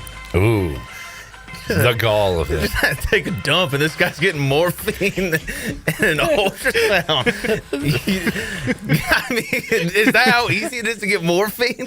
No. That's how they get you. I should have had morphine this morning. Yeah. So you're okay now? For the most part, yeah. What does that mean? You still feel bad? Not great, but You need a Gatorade or something? no. All right. He's a trooper. Sorry, you need a Powerade? No. You need a Pepsi. You need an ice cold Pepsi from Eastern Carolina. Okay. Any more questions for Nick? No. Did you keys to victory this week a little bit. if any. Did you meet any women? No. Professional or amateur? We did see a lot of the Air pros. Force women's basketball team. Ah. All right. And Cal Irvine. Cal Irvine, Gonzaga, Santa Clara. So you went to 0 basketball games? No, we wanted to go that last day, but Well, that would be yes. oh yeah, we wanted to go the last. We wanted to go the last day, but I got sick, so. Yeah. And you ruined the trip. Does your dad hate you now? No, he just keeps making fun of it. Good. Hey, sounds like we should have him enter. Yeah. My kid can't handle Vegas. Over some damn chicken. What, the alcohol and women? No. The chicken Caesar salad got him. Sausage. Was it like a buffet? No, it was just a chicken restaurant next to our hotel. All right. Well, we're glad you're all right, man. And hey, credit to you for coming in. Yeah. I'd have sat out today if I was sick last Wednesday. Yeah. But good on you, Nick. All right. There is Nick's trip to Vegas. Have you ever been? Never. I've been before. What'd you do there? You went to a football game. Raider game. Got the teeth kicked in. When you going back, you got to go see the young fellas this year. Young fella. Yeah, I probably won't make it this year unless they got a game close. I don't know. It's just ECU football. It's tough to go to an NFL game. Jamie said Nick got slipped some GHB. You think he got roofied? Could have been. Could have been roofied. Morphine for food poisoning? Damn, says Jamie. Let's take a break because Jamie had a question about Jarrett's thoughts on a certain college basketball coach returning next year. We will get his take on that. Yeah. And have more for you, Pirate Radio Live, on a Monday. Back after this.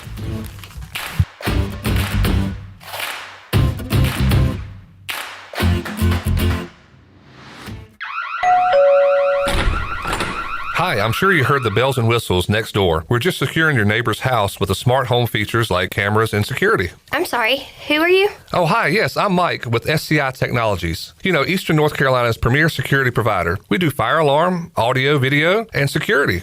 Ooh, how can you help me? Give us a call, 252-321-7006 for a complimentary quote, or you can email us at info@sciteks.com. The NU in New Blue stands for Next Up, and with their Next Up mentality, they are staying hungry to go the extra mile just for you, humbly learning through continuous training and a commitment to remain focused on working smart to deliver a new level of service excellence. Next Up means doing the small things right because your home deserves it. Whether it's plumbing, electrical, or HVAC issues, New Blue is next up and ready to help. Visit callnublue.com or call 252-228-5855. New Blue Service Group, redefining service excellence. Go Pirates! Washington's favorite place to eat and where all the locals go is down on Main Street. Down on Main Street's new weekly lunch specials are here and only for $8.99. Stop by Monday through Friday and enjoy chicken and pastry, spaghetti, meatloaf, hamburger, steak, and everyone's favorite fried shrimp plate. After work, Down on Main Street is the perfect spot for dinner and drinks with friends. Down on Main Street in historic downtown Washington. Go Pirates! The convenience of Pitt Greenville Airport is waiting just outside your front door. Service is back, so you're connected to destinations worldwide through flights from American Airlines. Plan your next trip. Book your flights today at flypgv.com or aa.com. Good news, business travelers. PGV and American Airlines has added a new early morning flight available now. Book today at aa.com and be on time for that connection in Charlotte. Fast, convenient, and close to home, PGV has American flights perfect for your next trip. PGV, where the Pirates fly. Your future is full of possibilities, and Pitt Community College can help you explore every option. You can earn a degree, learn a trade, transfer to a university, or launch a new career. We offer the support you need to succeed with flexible schedules, affordable tuition, and programs designed for the real world. Your path, your future, your college. Pitt Community College. Register now.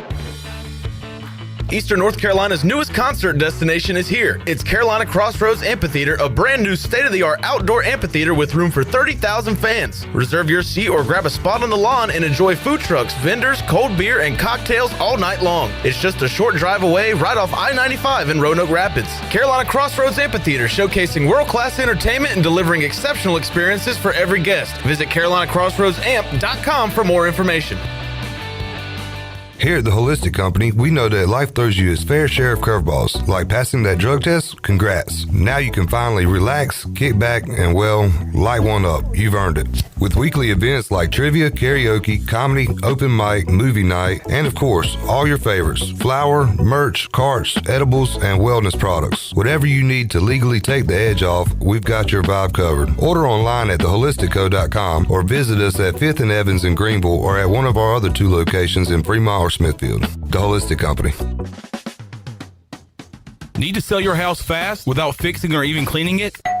Call the Turner Home Team. Hey, this is proud ECU alumni Justin Turner with the Turner Home Team. We buy houses as is in any condition for cash, and we can close in just days. As a real estate investor and licensed agent, my team and I can give you options when you need to sell. Sell fast or sell for top dollar. You choose what's best. Call Turner Home Team or visit theturnerhometeam.com. They'll make a no-obligation cash offer for your home today. Turner Home Team. Pirates supporting Pirates. This is Coach Blake Carroll for East Carolina football, and you're listening to Pirate Radio, the voice of the Pirate Nation.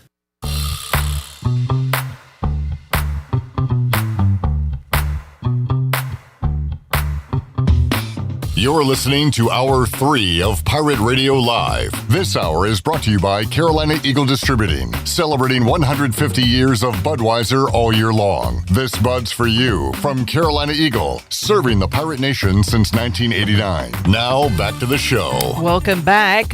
Mustache March is back. The Buck, Dirty Dan's, and Otis has teamed up once again with Pirate Radio for their annual Mustache March campaign to strike out ALS.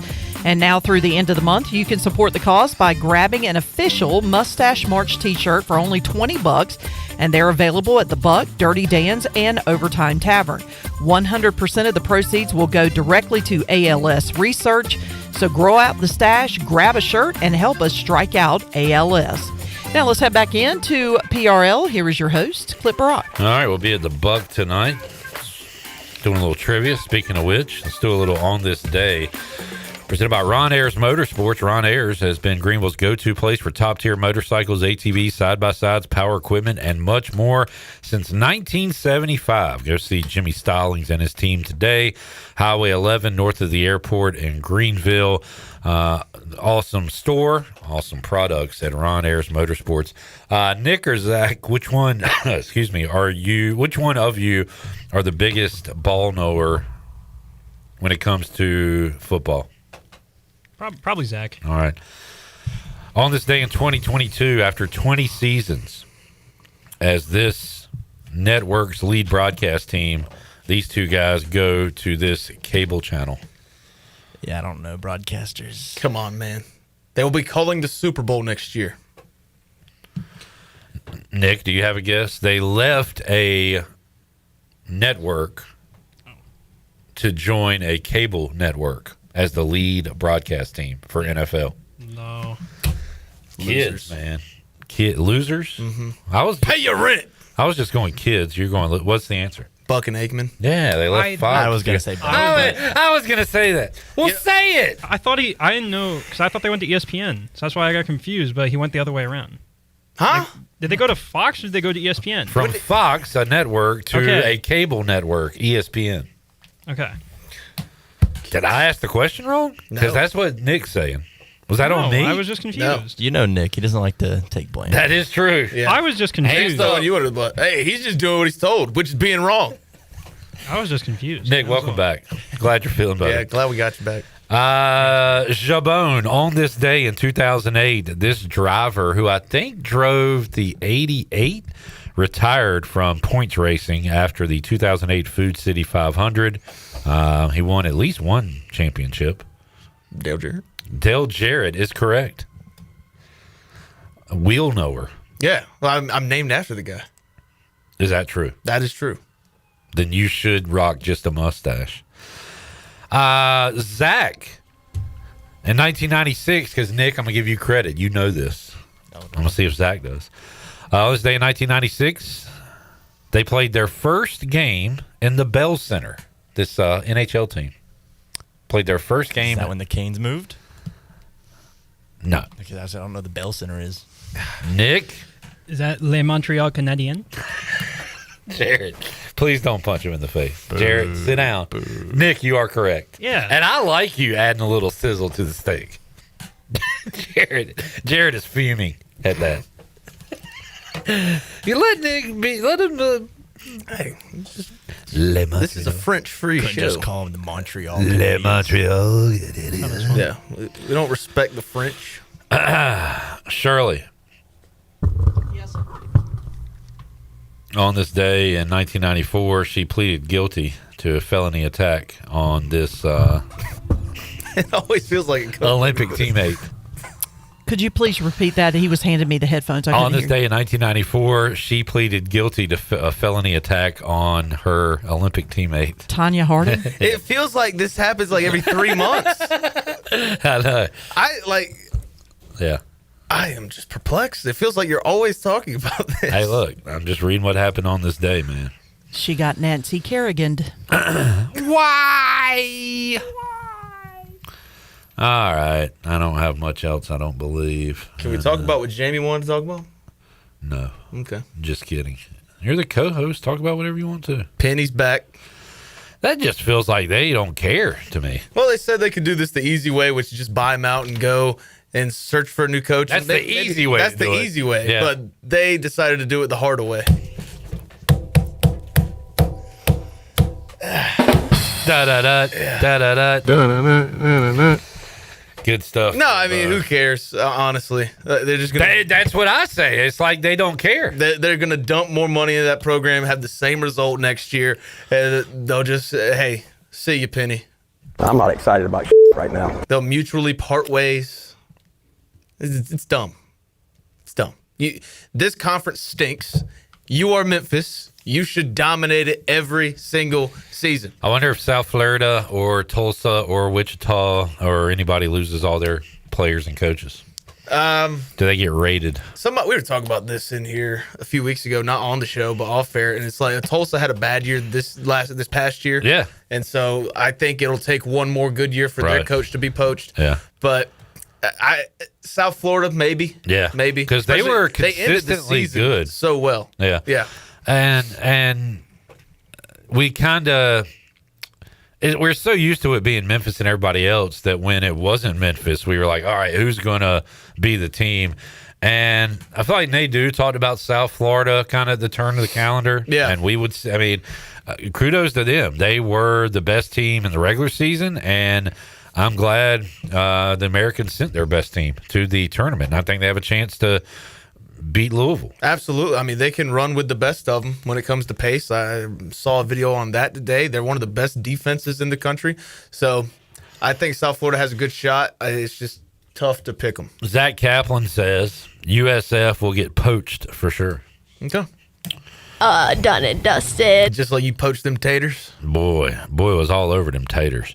Hodgson can coach at the next level. He came from Buffalo, I believe, with Nate Oates, Buffalo guy. Zach, I don't want to text you. Can you just answer in the chat? Can you join us on Wednesday? Because we don't have a show Thursday. Let me know in the chat. Can we get a double feature of WNCT on Wednesday? Ken Watlington, Zach Kaplan. At the same time? The mega powers unite.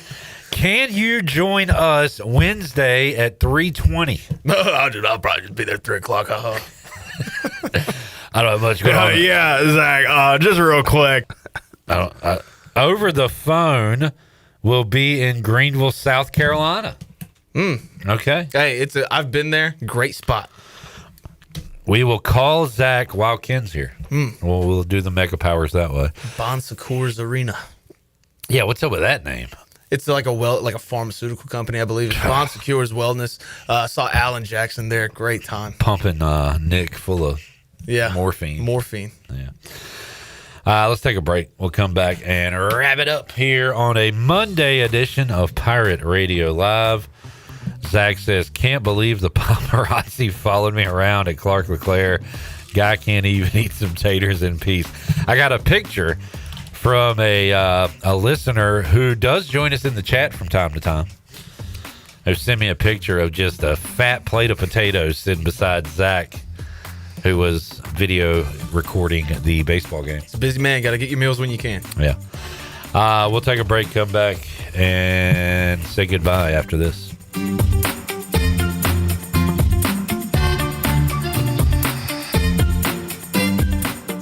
March Madness, everybody. Can you feel it? Pirate Radio March Madness is back. Listen to Pirate Radio Live from 3 to 6 p.m. this week for your chance to be one of the 64 lucky winners of a free lunch combo courtesy of Cucinella's in Greenville. If your team makes a tournament run, you could win an additional $50 to $100 gift card from Cucinella's. Listen to win. Thanks to Cucinella's with locations midtown across from Best Buy and downtown across from Sup Dogs and online at Facebook and Instagram. Pirate Radio, your station for winners and your home for March. Are You Okay? And Are You Okay at ECU is a community-wide mental health event coming to Pitt County on March 25th. This is Dr. Andrew Herdman from East Carolina University, and Are You Okay encourages people to simply to check in on one another, listen, and connect them to mental health resources in our community if necessary. It's okay not to be okay. It's not okay to stay there alone. Join the movement. Go to Instagram, Are You Okay?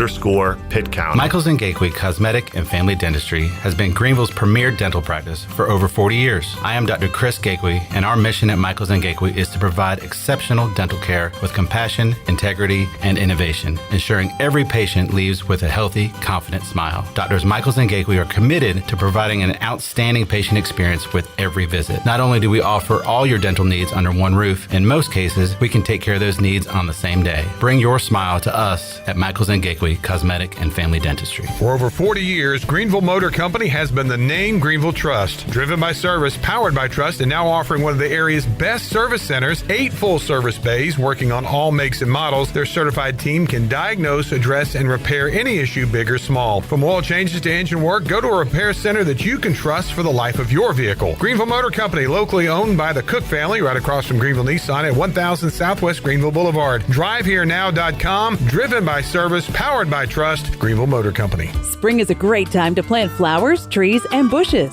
When planning your landscape, please keep in mind that you should never plant anything within 3 feet of a gas, electric, or water meter. The same thing applies if you have an electric transformer in your yard, except keep plants 8 feet clear of the front in case crews need access during a storm or an outage. Always remember to call 811 at least 3 business days before you dig to avoid underground lines. This important safety message is from your neighbors at Greenville Utilities. Looking for the perfect place to host your next event? Fish Street Hardware in downtown Greenville features event spaces for birthdays, business meetings, rehearsal dinners, and more. The corner bar is fully private and seats up to 50 guests. Our back dining room is semi-private and seats up to 40. Or choose the semi-private repair shop game room, complete with pool tables and big screens. Add in-house catering and full bar service, and we'll take care of the rest. For pricing and availability, inquire online under the Parties tab at fishstreethardware.com. Fish Street Hardware, where Greenville gathers. This is Dr. Christopher McDowell from Orthopedics East and Sports Medicine Center. Our practice has been caring for athletes at ECU and the residents of Eastern North Carolina for more than 35 years. Whether it's time for your sports injury or it's time for that joint replacement, Orthopedics East provides the latest in operative and non-operative orthopedic care. We also offer on-site physical therapy and MRI services, as well as walk-in urgent care on the weekends from 10 a.m. to 2 p.m. For experience and professional care, call us at 757-BONE or visit us online at orthoeast.com. Go Pirates!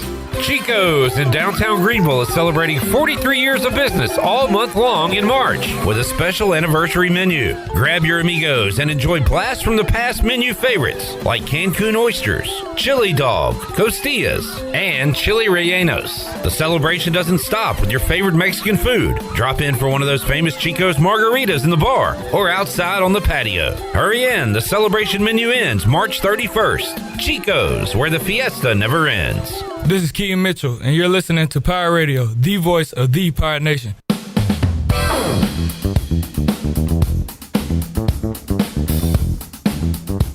You're listening to Hour 3 of Pirate Radio Live. This hour is brought to you by Carolina Eagle Distributing, celebrating 150 years of Budweiser all year long. This Bud's for you from Carolina Eagle, serving the Pirate Nation since 1989. Now, back to the show.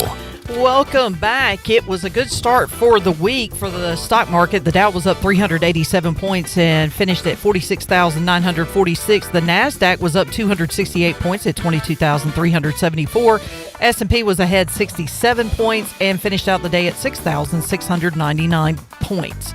That is your Wells Fargo Advisors stock market report. For a personal look into investing, call Wells Fargo Advisors today at 756-6900 in Greenville.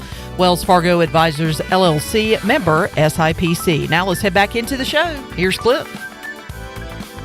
All right, back with you. Nick, I need you. What are you here another day this week? Wednesday.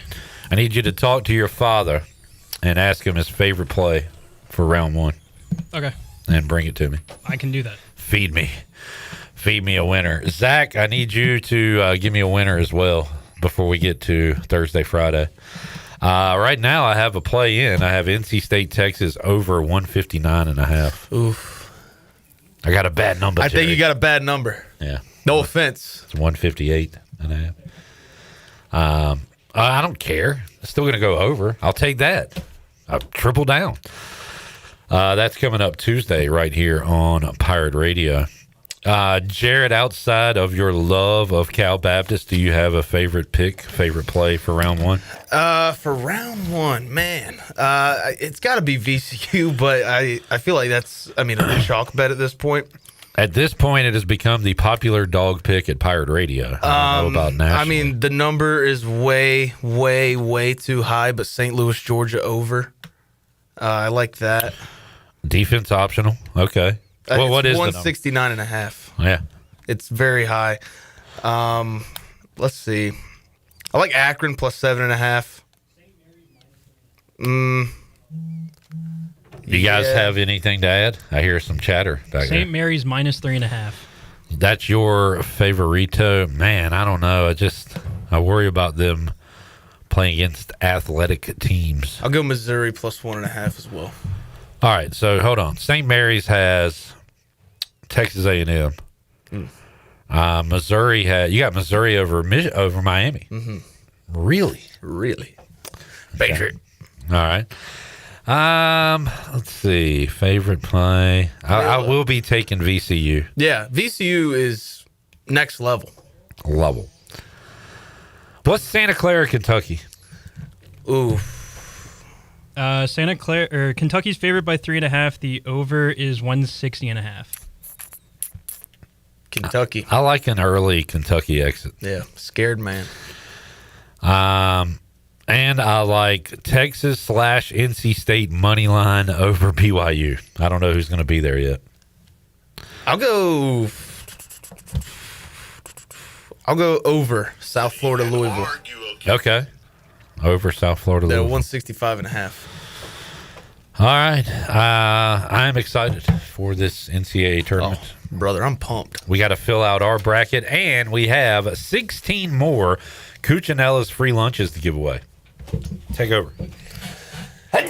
You can be one of those 16 winners tomorrow. You can call in, check in our YouTube chat. All you got to do is give us your name and your number, and you'll automatically win a free lunch. Final four, you win a gift card. And then if you win, another gift card. To Cucinella's here of Greenville.